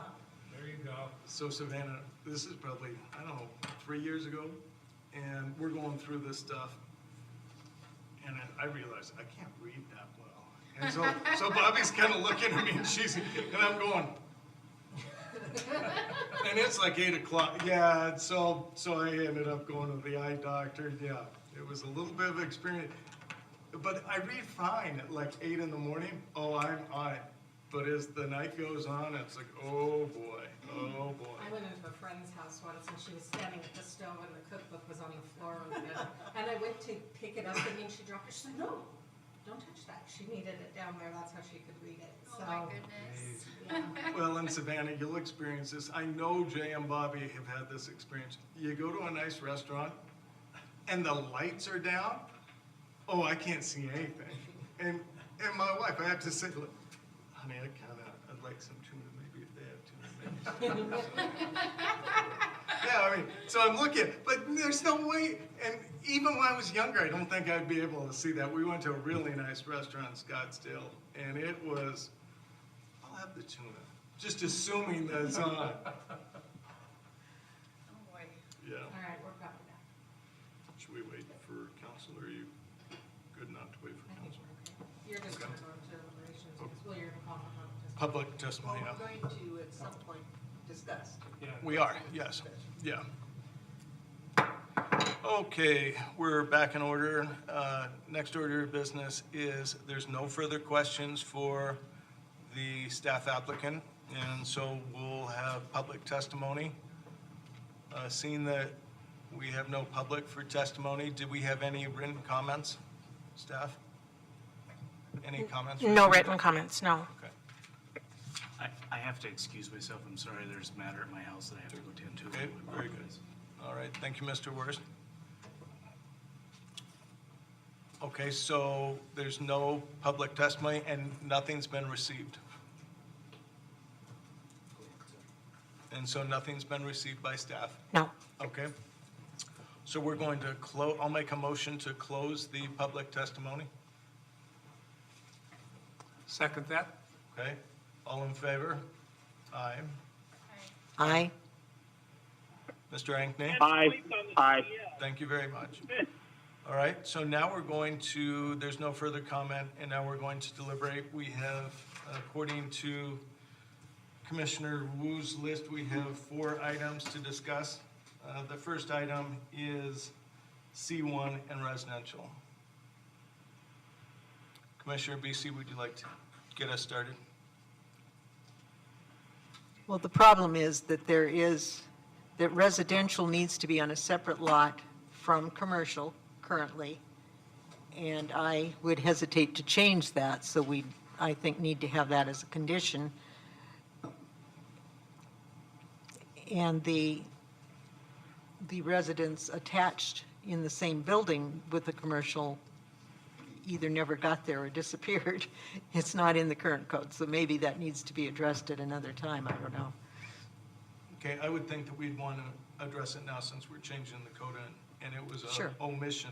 So in our previous discussion, I have for single family in the C1, I'm going to change the P to a C.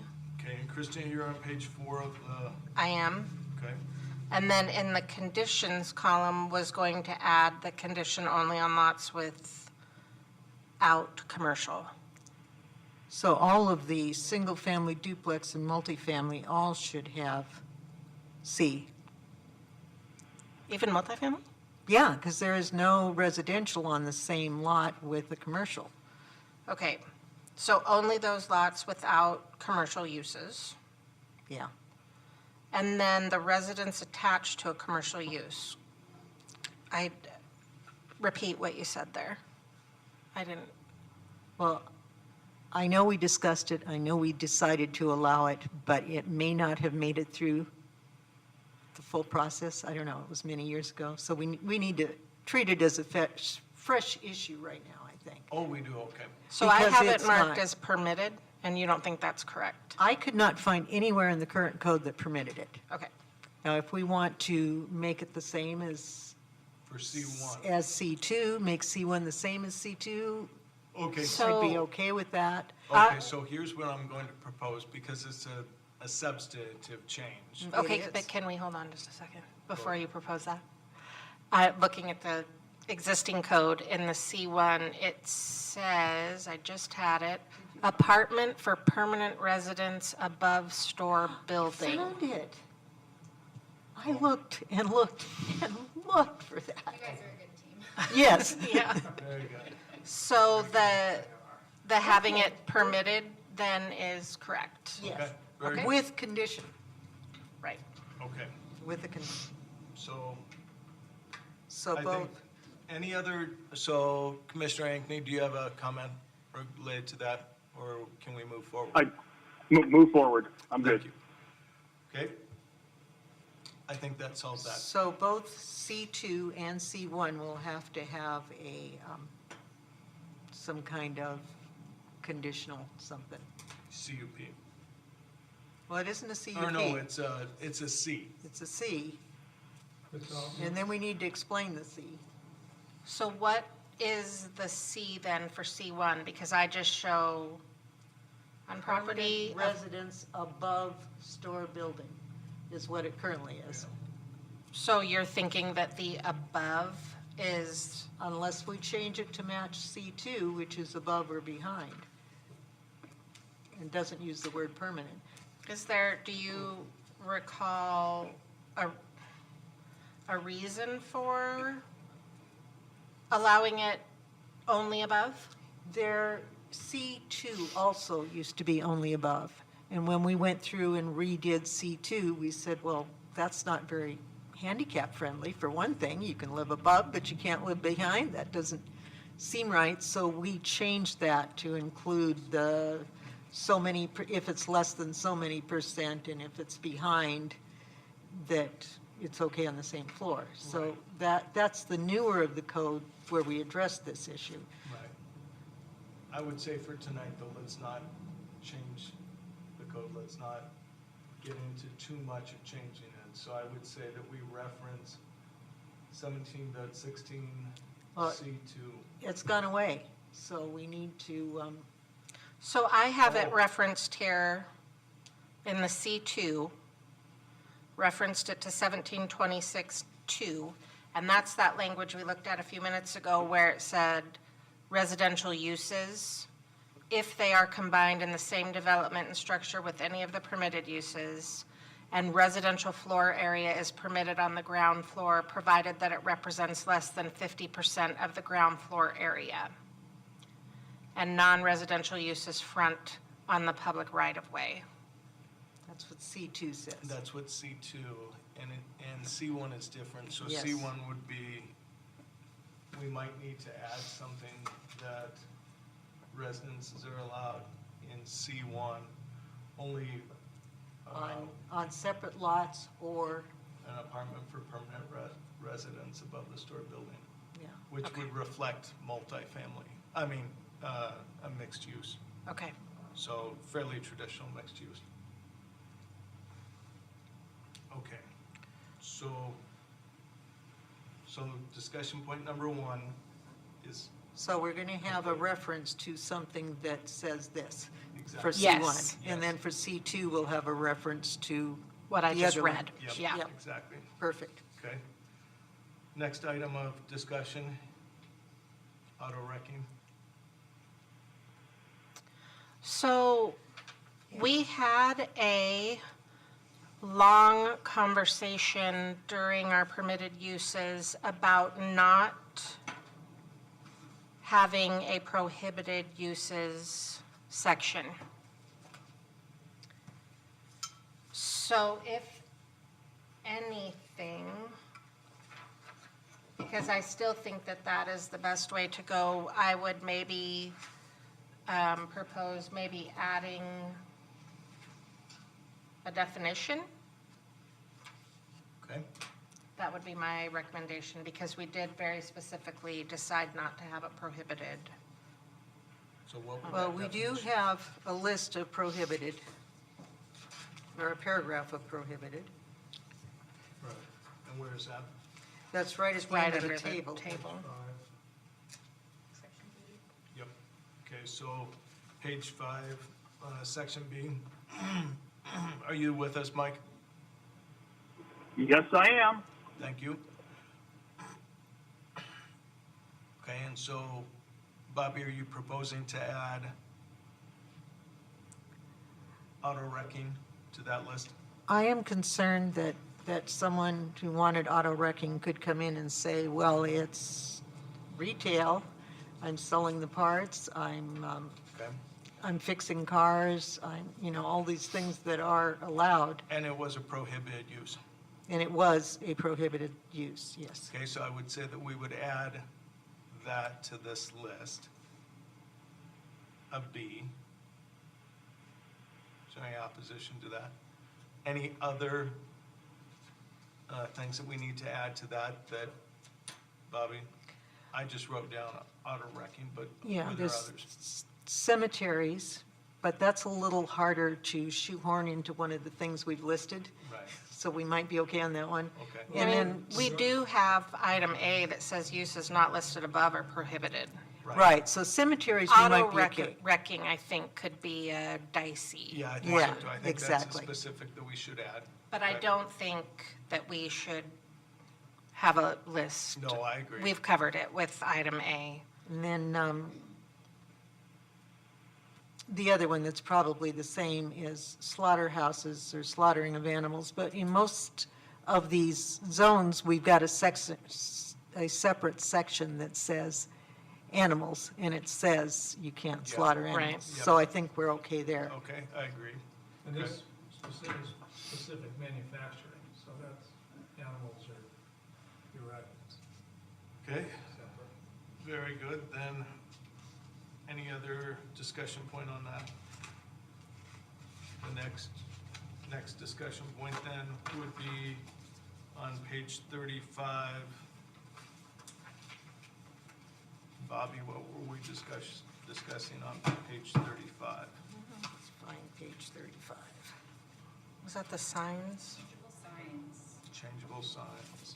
Yes, whether I-2 should be added, whether you can have a changeable sign in I-2 with a special sign permit. What item was that? You mean I-1, not I-2. I'm sorry, I mean That's I-1. I wrote I-2, I meant Section I-1. F, K, Section. I'm sorry. K. So we're on page 35, section K, yeah, and we're talking about changeable signs. may be allowed by special sign permit. So should that just say, well, no, it shouldn't say that. In area zone, commercial, industrial, or public reserve? That's what I would say. Sure. Because actually we even approved one for I-2. Right, okay. Any opposition to that? Okay. Commissioner Ankney, any opposition? Can I ask a question? No issue. Okay, very good. Yes. When we approved the changeable sign at the Zion Lutheran Church, was that a residential zone? Well, the problem with that is every map I've seen does not have Zion in Millwood, so I'm totally confused by that one. I guess my question is then, should it just be changed to say in all zones? Because in the case of Zion Sure. Lutheran, it did make sense. Sure. Yeah, If we got, absolutely. if Jay came down and wanted to put one in his yard, of course, we could not recommend that. So, okay, I'll just change it to say all zones. Okay, very Yeah, good. okay.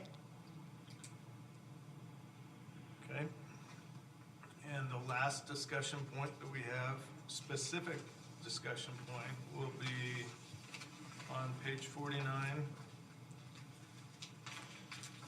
49. Oh, 49. I'm seeing things now, too. It's a little confusing. Turning threes into nines. Okay. Here's the difficult. And which one are we referring to? We're talking about variance permits. We discussed at the last meeting that we didn't need to have a statement about allowing other uses that weren't listed with a CUP, like is currently in the code. All the zones say a CUP, because they could use a variance. But this says specifically, no variance shall be granted which would permit the establishment of a use otherwise prohibited in the zone in which the property is located. So, and we've used the terminology in our table of X means prohibited. So it seems to me that wipes out variances are out.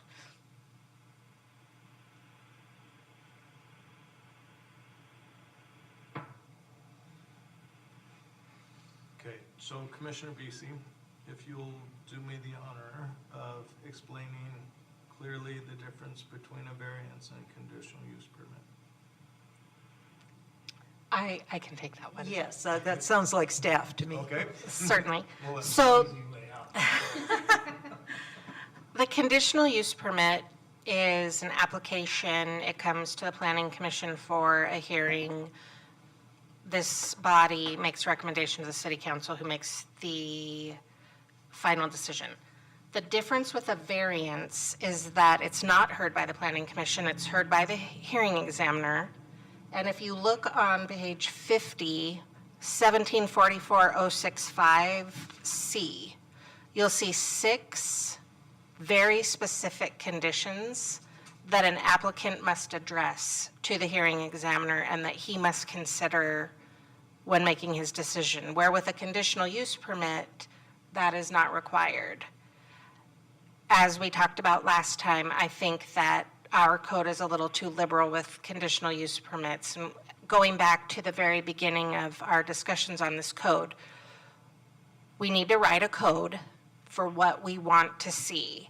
And we don't want to, at the bottom, put a footnote and say, but this is how you get around it.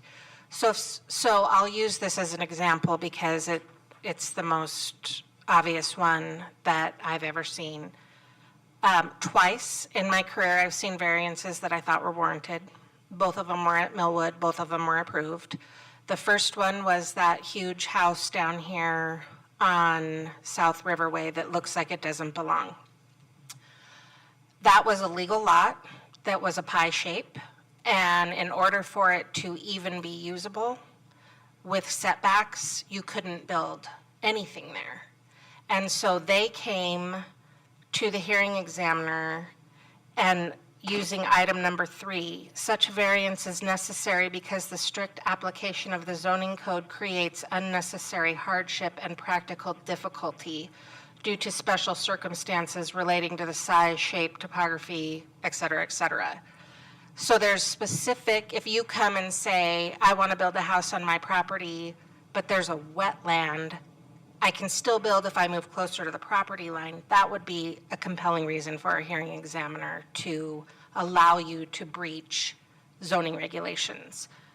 But if you just come and say, I don't like your rules, and I just want to do it my way, then he obviously would not approve that. So I feel like we have spent considerable time and effort on the permitted uses, and that this, I think, is reasonable.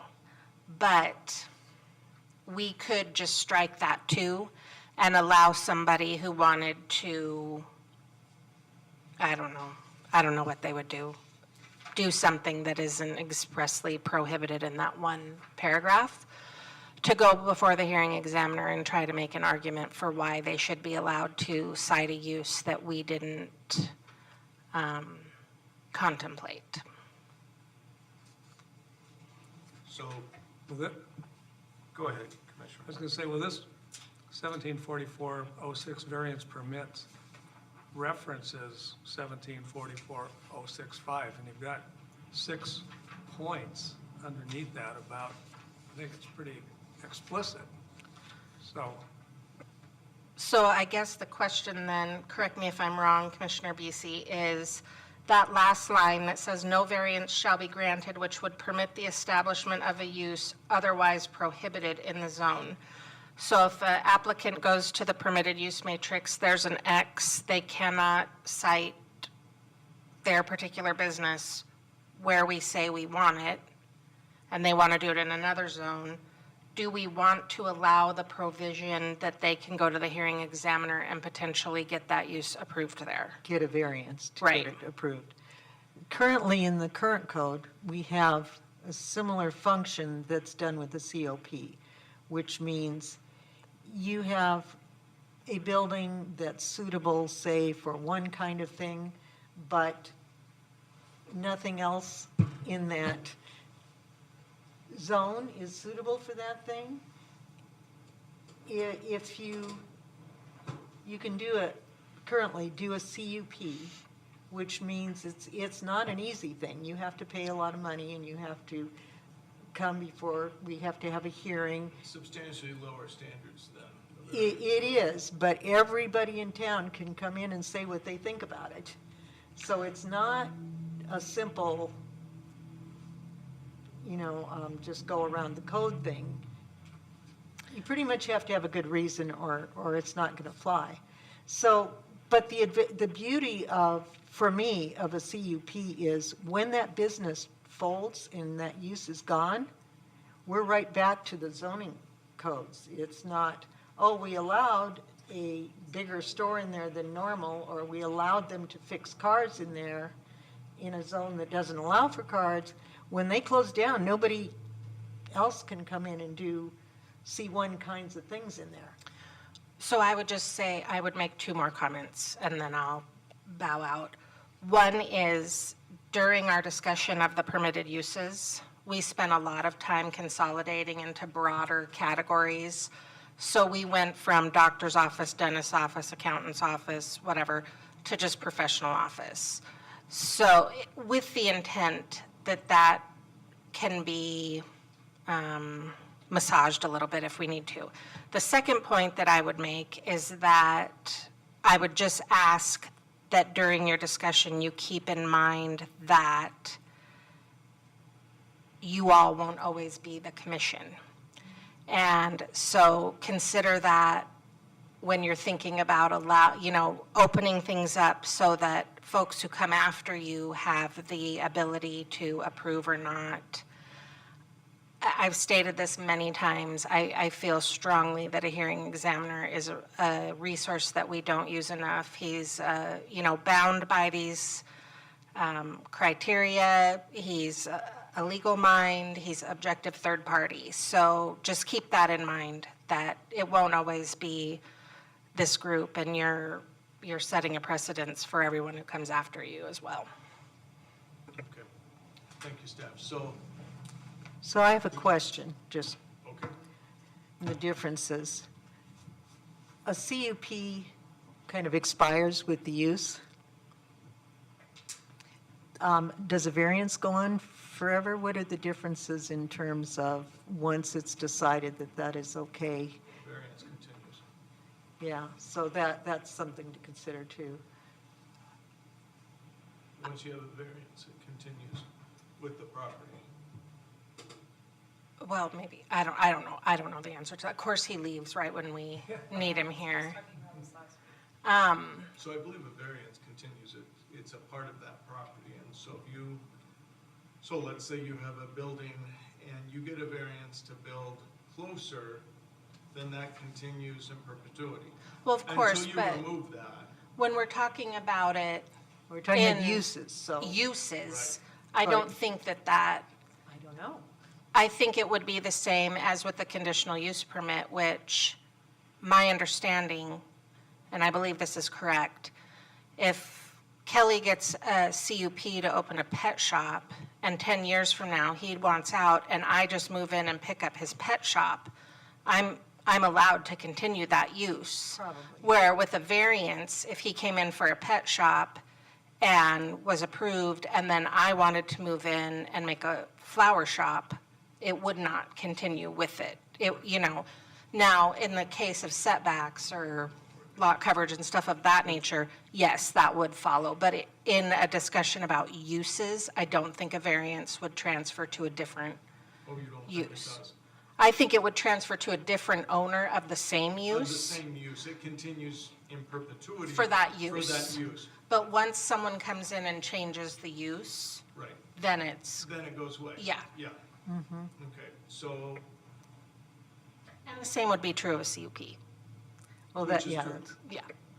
Okay, so Commissioner Wu, do you have questions for us? Does it make sense what we're talking about? So a variance, Yeah. okay, it's a much higher standard, right? So I guess one question I have is how does one ask for a variance? Can anyone ask for a variance? Yes. So what would happen is you would go to staff, you'd say, I'd like a variance, and then you'd fill out an application. And then instead of coming before planning and zoning, you go to a hearing examiner. And so It's a quasi-judicial setting, and it has very high standards. So those standards that Commissioner Molitor stated, those are the standards. And it used to be, until 3 years ago, we actually would hear variances for planning and zoning, and it's a very high standard. In both cases, CUP and hearing examiner, whoever's hearing it can apply additional conditions.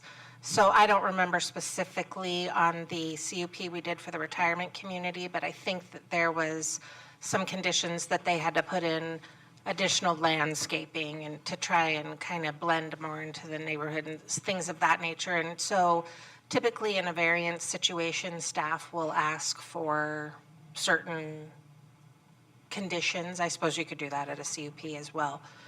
So both bodies are able to provide extra protections for neighbors or whatever when approving whatever it is that they're hearing. So one of the things that we did for the last 18 months is spend lots of time looking at different uses. And so saying a retail shop, so if we go back to this matrix on page 4, you know, we tried to make it more broad. And so restaurants and cafes, before it might have said restaurants, cafes, and then we had like taverns, and then we had like bars. We had different things, so we tried to make them broader and consolidate. So what we're talking about right now is saying, and Bobby, you're saying you want to take that sentence out, no variance should be granted? No. Which would, no, you want to keep it? She just wanted to discuss it.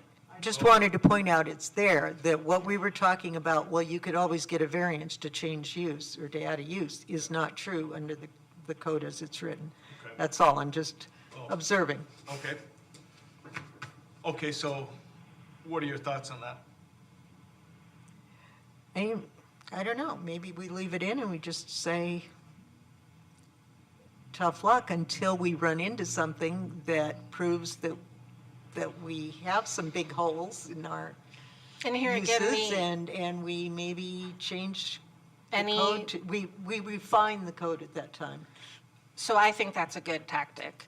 But I would also say, you know, another less expensive way to accomplish getting a use that isn't allowed would be to request a change to the code, which we dealt with on that fence issue. You guys heard that issue. So it's not as if that one line takes away the possibility or leaves just a variance. A person could, if they had the time and the wherewithal, request that be evaluated and the code changed. The only problem with that is with a CUP, you can put conditions, okay, you can do that. If you're changing the code, you're not putting conditions, and it's not just that person in that business, it's future options. So I think what staff is saying is that it's not, tonight's decision isn't the nail in the coffin. We're flexible, right? And so we could always see how it works. The most poignant discussion point, I think, is that Christina made is, remember that we're looking at 20 years into the future, right? And so I know I won't be on the commission in 20 years. And so think about how this is going to be interpreted. And so I like that language. I think that's important. I like that strong language of saying, you know, no other uses. that's not what it's for. Yeah, because we've made it quite broad. There's quite, I like the matrix a lot in terms of, and if you need a conditional use permit, that's a different thing. But if you want to pay and try to go through a variance, then there's that system. Well, except Right. there isn't that system. But unless for this sentence, right? I think we need this sentence, and I think we should I like keep this that because sentence, that's yeah. the intent of this code, Right. right? Variances should be big deals. It's a high standard. And the way it's written, a variance is about something that's permanent, whereas a use is, you know, somebody's got great ideas and they go through all of this, and 2 years later, the business is gone. You know, a variance should be, so I like that. I'm just pointing out that means that it can't be used for uses.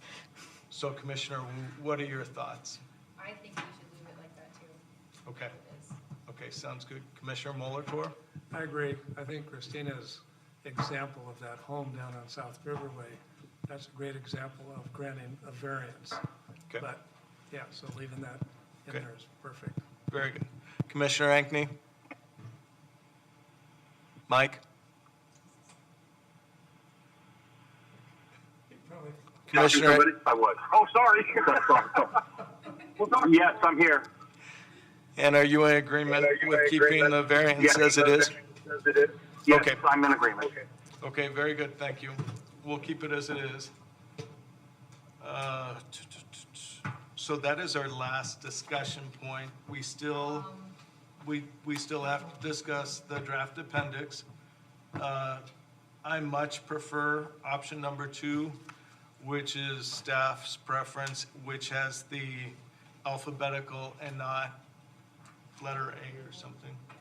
Okay, does anyone have a preference for option A in the appendix? I think dictionary publishers study these things, and they've figured out what works best for the most people.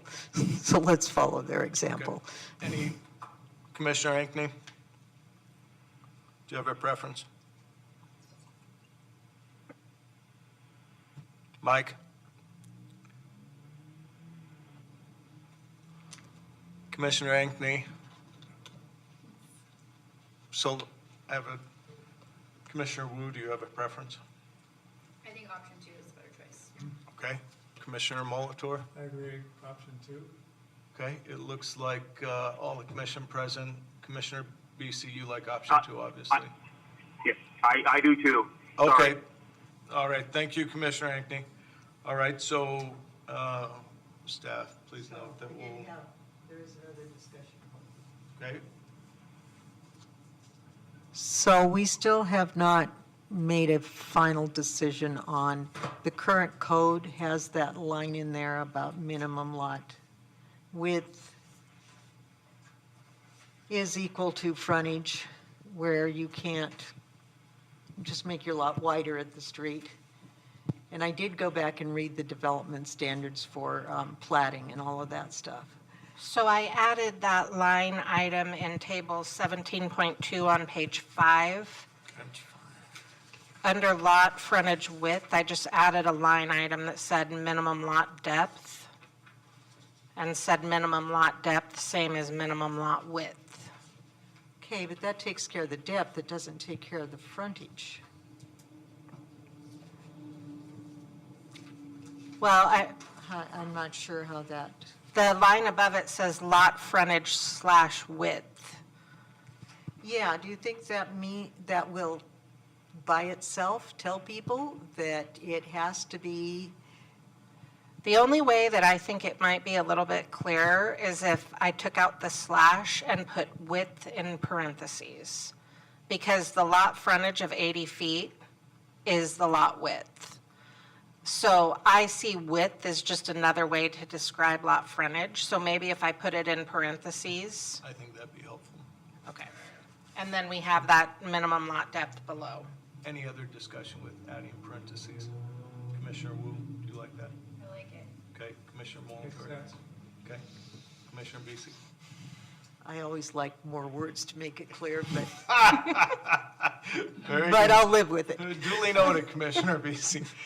Commissioner Ankney? I'm good with it. Very good. Okay, so now I'd like to move to a general discussion, unless, do we have other specific discussion points? Commissioner Ankney, any general discussion point you'd like to discuss? I'm good. Okay, I would like to add something at this point. okay. In the spirit of full disclosure, I prepared draft findings for you this evening because I felt confident that we could make some small corrections and move forward. It has been the directive of the mayor that we're done with this now. However, in light of all of the changes that are made here tonight, I would like to propose that I bring this back to you at the next meeting for your findings, provided that what we focus on at that time are the changes we've identified here tonight. And if there are additional errors that we've found, that we will pick those up at a different time. But we need to get this moved along to the city council. But I don't feel good about making this many little changes without getting a second set of eyes on them after I make them. Does that make sense? Yeah, so the only caveat with this is a public hearing. And so those findings of fact, once they're presented to us, I don't believe that we'll be able to make any changes to them. Which is why I'm suggesting Substantive changes, right? that I not present them tonight. Yes, exactly. So should we We still continue have more the discussion. hearing through, into the next meeting? That, No. yeah, so So how what do we staff is not do- proposing, You- so we're still in discussion. You've already closed the public testimony Yes. portion, though. Yes, Yeah, So that's done. right. So the hearing doesn't need to continue. I will just make these changes, send them out to you, and then bring back your findings like I would normally do. I was going to try and knock it out tonight, but I don't think that's in our best interest. and we still have more discussion. And so, so I'd like to just discuss generally. So one of the things that I think is, I'd like to commend staff that I think this was a monumental effort that we have not actually, and commend the commission, we have not actually changed in its entirety any code in Millwood for I don't know how long.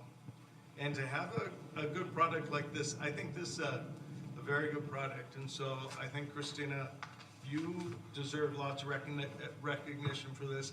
And the council does too. And to do this during COVID, and to have a new commissioner come in at the last moment, I and, put so much work into this. well, you actually, and so tonight has been very We're helpful. very I mean, useful tonight. yeah, and so variance and, these are actually important.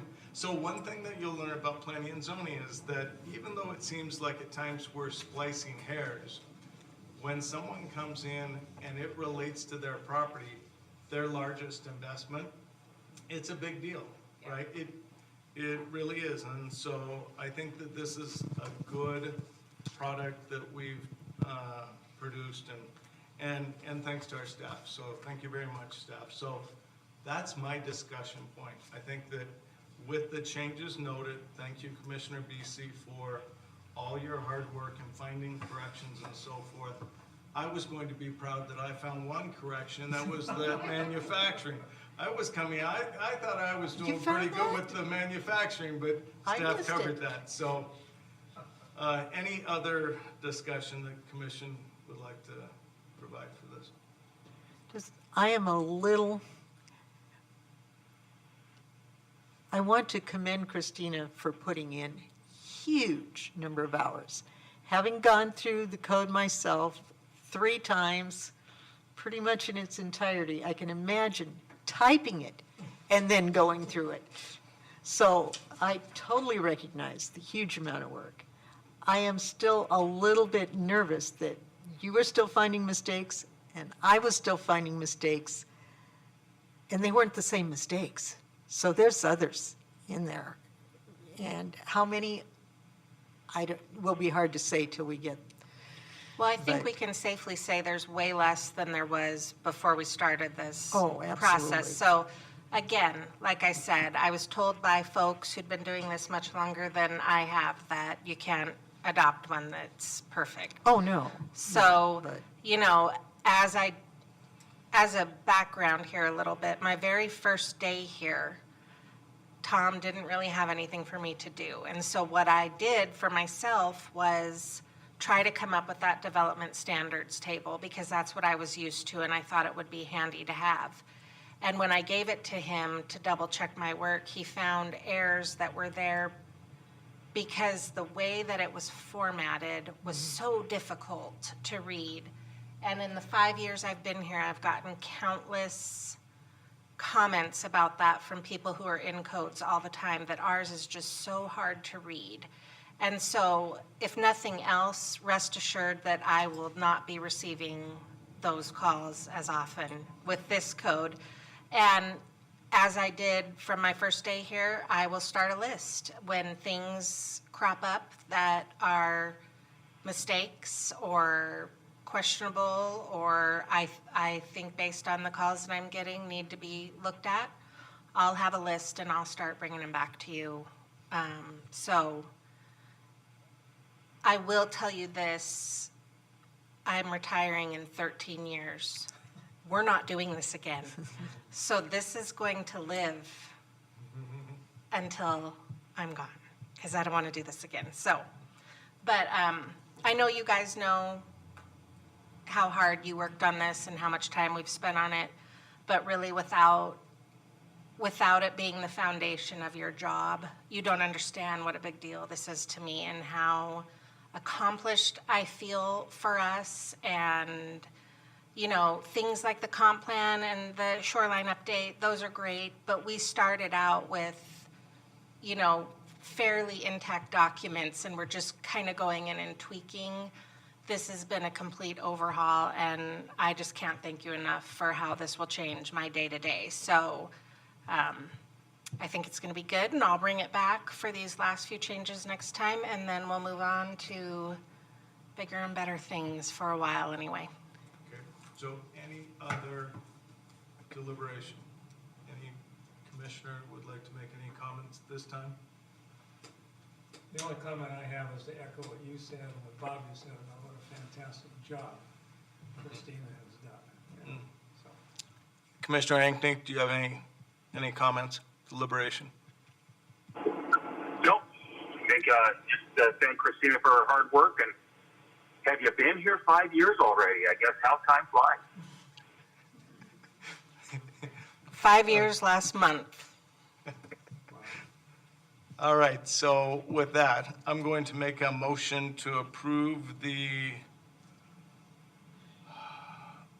update to the Millwood Municipal Code, Title 17 zoning. So we're not going to do any Oh, so findings or anything? so I will take that back. So here's my proposed action based on staff, which I think is completely appropriate. So we have minor changes, we have corrections, we have no more deliberation, so we can close the hearing. And I recommend that we close the hearing, but when we have findings of fact, that we review and make sure that those corrections were made. Remember that So- as a commission, go ahead, Bobby. What are our findings of fact, generally?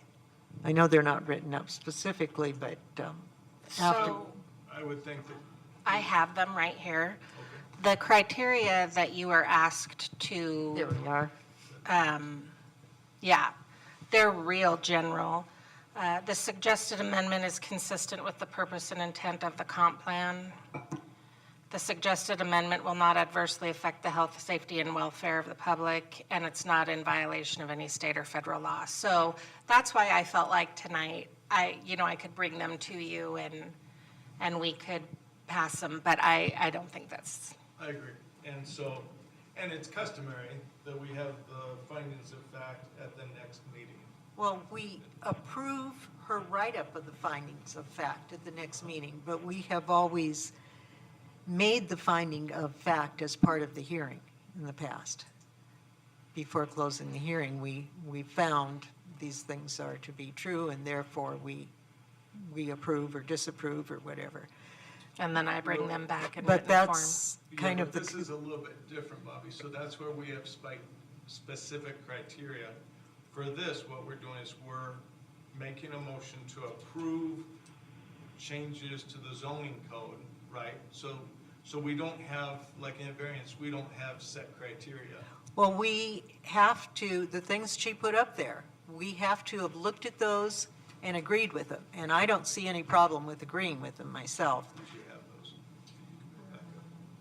They were there a second ago. But, I mean, we're not supposed to make the decision unless we've looked at those. I see what you're saying, I understand what you're saying. And would you like me to turn off the satellite so we can read it? Yeah, that's a good idea. There we are. Oh, okay.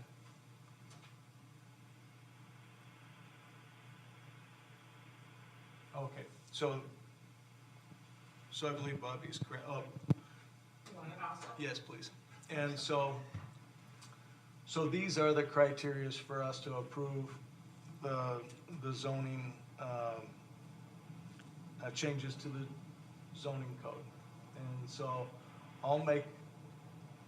so based on our discussion here tonight, the suggested changes are consistent with the purpose and intent of the comp plan for the development of the city. And it's in the best interest to update these that reflect our current goals and for clarification and use by city staff. It will be to the benefit of the welfare of the public because the changes will be more clear for both the planning and zoning commission moving forward and the public as a whole, including, and it will be much clearer for staff. Obviously, the changes are not are consistent with state, city, and federal law. So I will make a motion based on those criteria to approve the changes to the Millwood Municipal Code Title 17 zoning. I need a second, please. I will second that. Okay, Jay seconds. All in favor? Aye. Aye. Okay, and the vote's unanimous. So then, just so everyone is clear, what will happen is, then we'll have the findings of fact that we have, and because this was a public hearing, I'm now closing the public hearing. Usually we vote on that. Oh, I'll make a motion to close the public hearing. I'll second. Bobby seconds, all in favor? Aye. Aye. Aye. Okay, so the public hearing is closed, the record is closed. So we'll have no substantive discussion, we'll just review it. And if there are any clerical errors, I believe that you'll work with council on those. I believe you can make clerical corrections Yes, I could. without our action. I will do the same thing for your next draft that I did for this one. I will highlight the things that I've corrected so that y'all don't have to remember every little thing that we changed, and you'll be able to just identify those really easily. Okay. Next item is the staff report.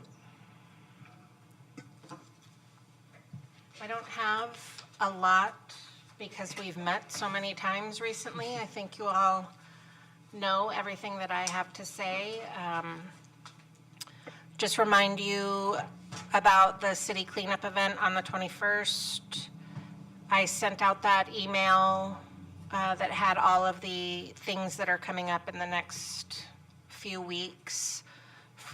Tomorrow night is the get-together at Bottles, and Friday at 4 p.m. is the planting of the tree for Arbor Day there by the new parking strip behind the Masonic Temple. So that's at 4 o'clock.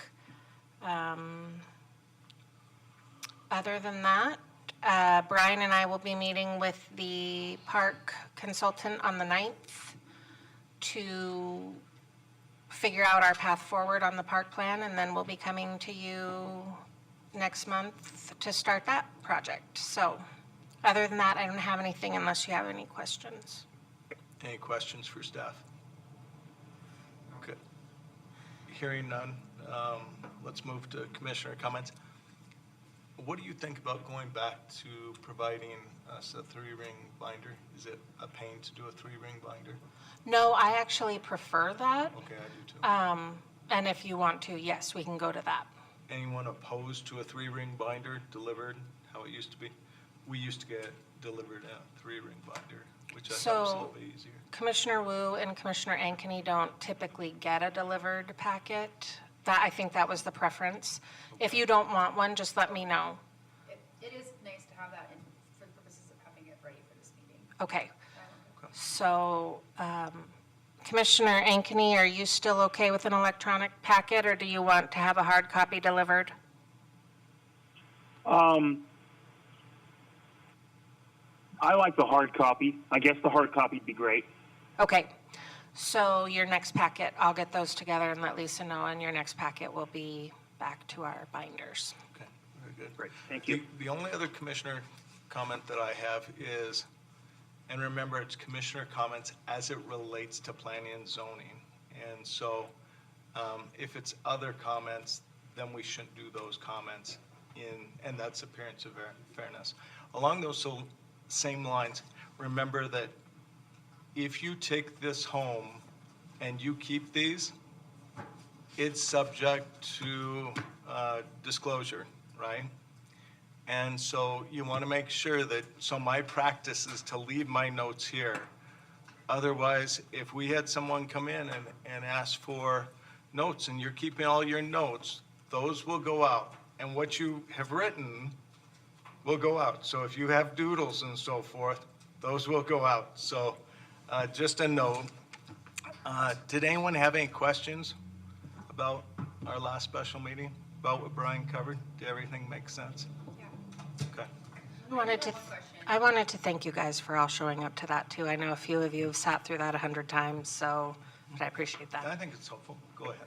When they talked about like personal information, how they would take that out of any requested information that somebody got, what happens when somebody comes in to look at that information in person? How do they deduct it? So Go ahead. if we had a request and we looked in the file and there was personal information, then we would not show them the file and forward it to our attorney, and he would redact, and then the person could, we're not obligated to let them look at it at that moment. So we could, if we looked in there and saw something, we could send it to Brian, he could redact it, then we could have him come back. That makes sense.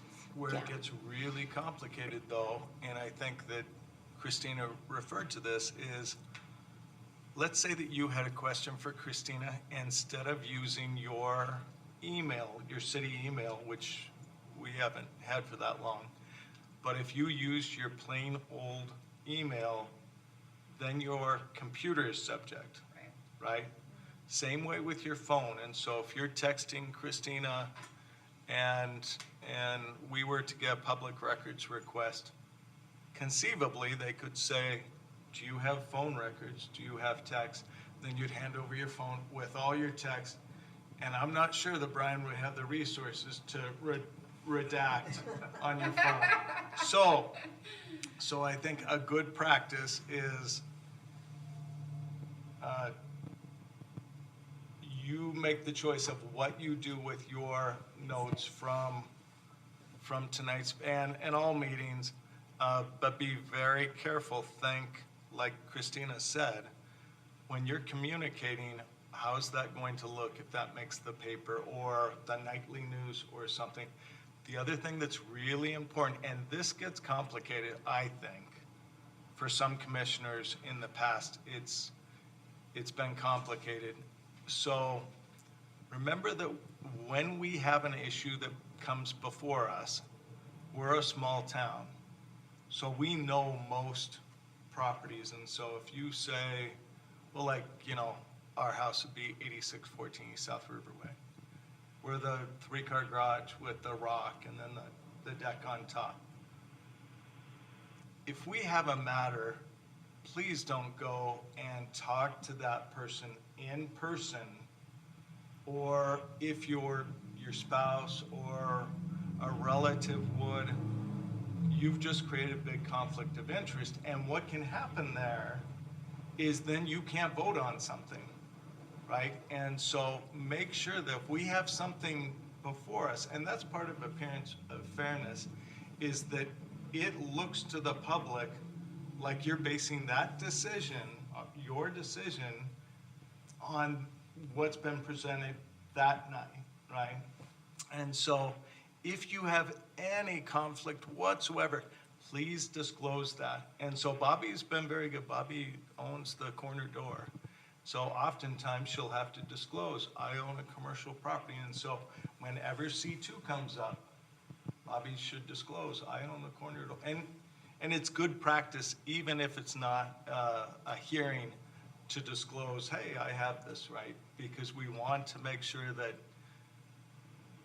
especially in today's sue-happy society, that anything that comes up, we say, no, it's on the record that we actually had a conflict, right?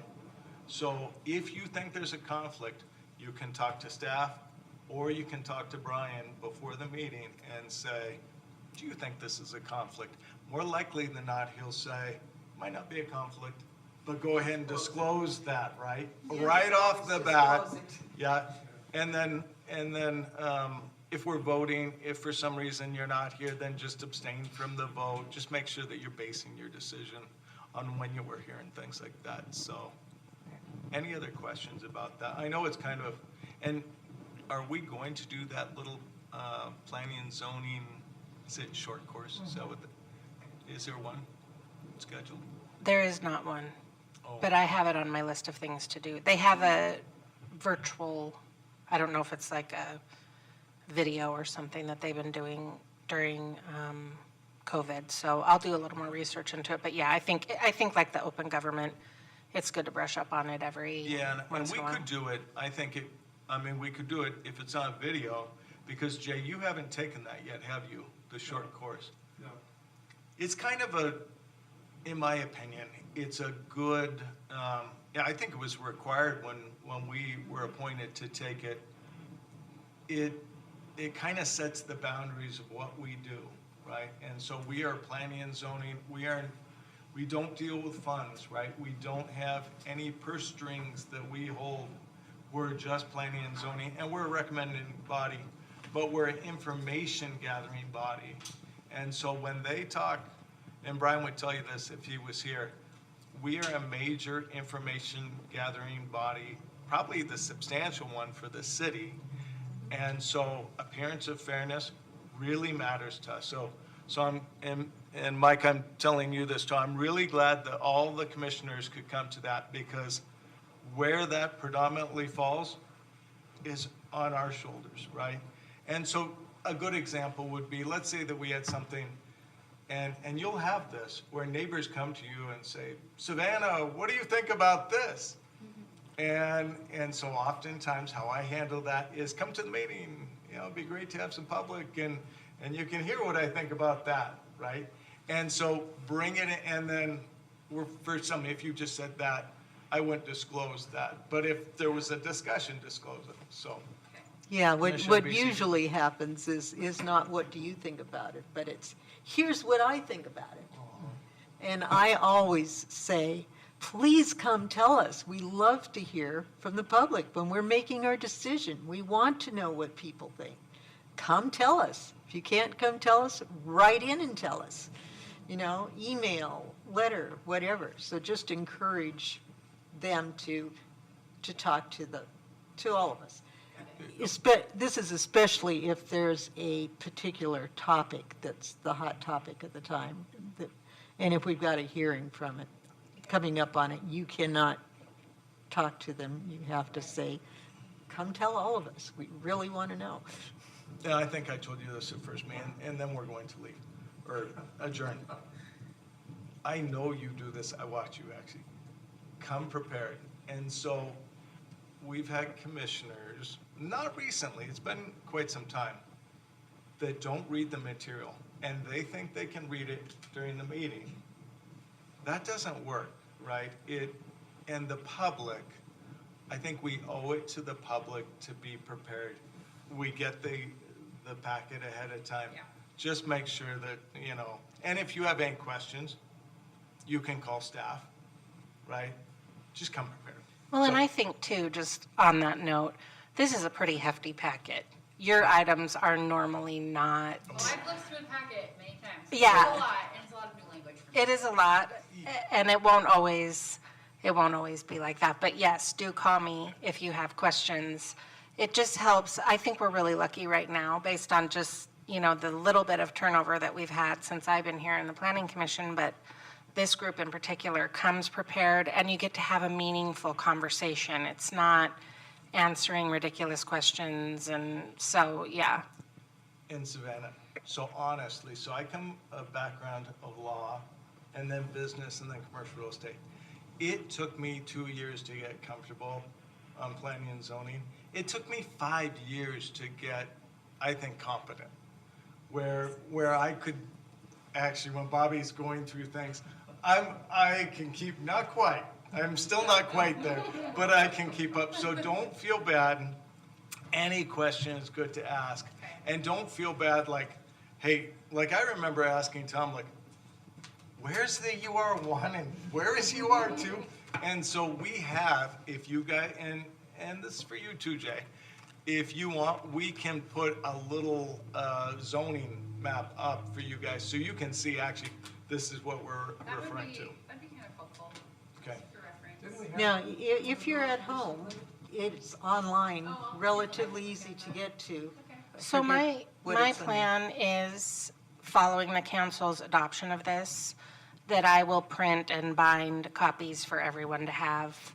And so I'll put in there a fold-out map that you can have, so. And then we have that one map, and so if we're discussing zones, just bring that easel out. And so Okay. we can look at, I think I thought it was really helpful when I was new. Yeah, if nothing else, it's encouraging. Yeah, You know, yeah. it's good morale booster. That's what we're looking at, that's what we're talking about. Yeah, and we like discussion, so as you've already noticed, we actually like discussion, and it's good, so there's no discussion that's bad. So you and I might really disagree on a topic. That's a really good thing, because you might change my mind. So I've walked in many, many times thinking, oh, this is how I'm going to decide this matter. But I keep an open mind, and I'll change and you'll see me change during our discussion. I'll change, and a lot of times we're unanimous, but sometimes we're not. But you'll be surprised if you can keep an open mind, how the discussion goes, and things I never thought of will come up because of good staff I've already presentation. witnessed that with the team. I've seen you guys do that maybe on a small scale, but. Yeah, and And sometimes we vote differently, and that's okay. that's a You good know, thing. we each do what we feel we need to do, and we each respect that, and it's okay. Okay, all right, so the only other question I have is, do we have to put every time set the next meeting? We know when the next meeting is. Is it, You know, That's something that the mayor likes to have on, take it off planning and zoning, please, because it doesn't make sense. okay. Okay. Well, if I'm gonna have a special meeting, we'll discuss it, but we don't need to have that Okay. as a discussion. No, I'll take it off. All right, thanks. And if I forget, I'll remind Just- you again. I don't like- Because I have to address it, so we're going to set the next meeting as a regular meeting because we have to address things on the agenda. I have to address it. last Wednesday of the month, I bet. Yeah, it is the last Wednesday of the month. Very good. so Okay. actually, we're gonna need to change that. Because I will be in Little Rock.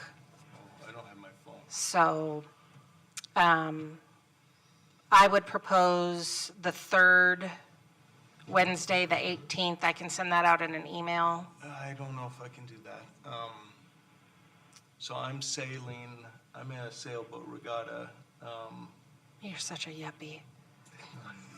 Yeah, these are not, So these are small dinghies. Now, my yuppie boat, yes, is up at Bayview. We could also do, so I'm out for that last week, but Tuesday, the 31st.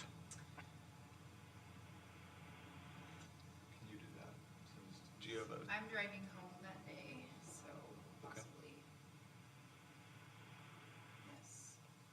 no, why don't we do it then Wednesday? After you drive home, you don't want to sit with us. Wednesday the 1st, June, First. June 1st. that's So that's just 1 week late. Okay. You drive. Will that work for everyone? That's fine. Victoria. This far in advance, sure. Okay, Okay, so 6/1, 6/1 at 6 PM. okay, Okay. all right. All right, so I'll make a motion to adjourn. Second it, please. I second that. Second. Very good. Commissioner Wu seconds the first second. All in favor, aye.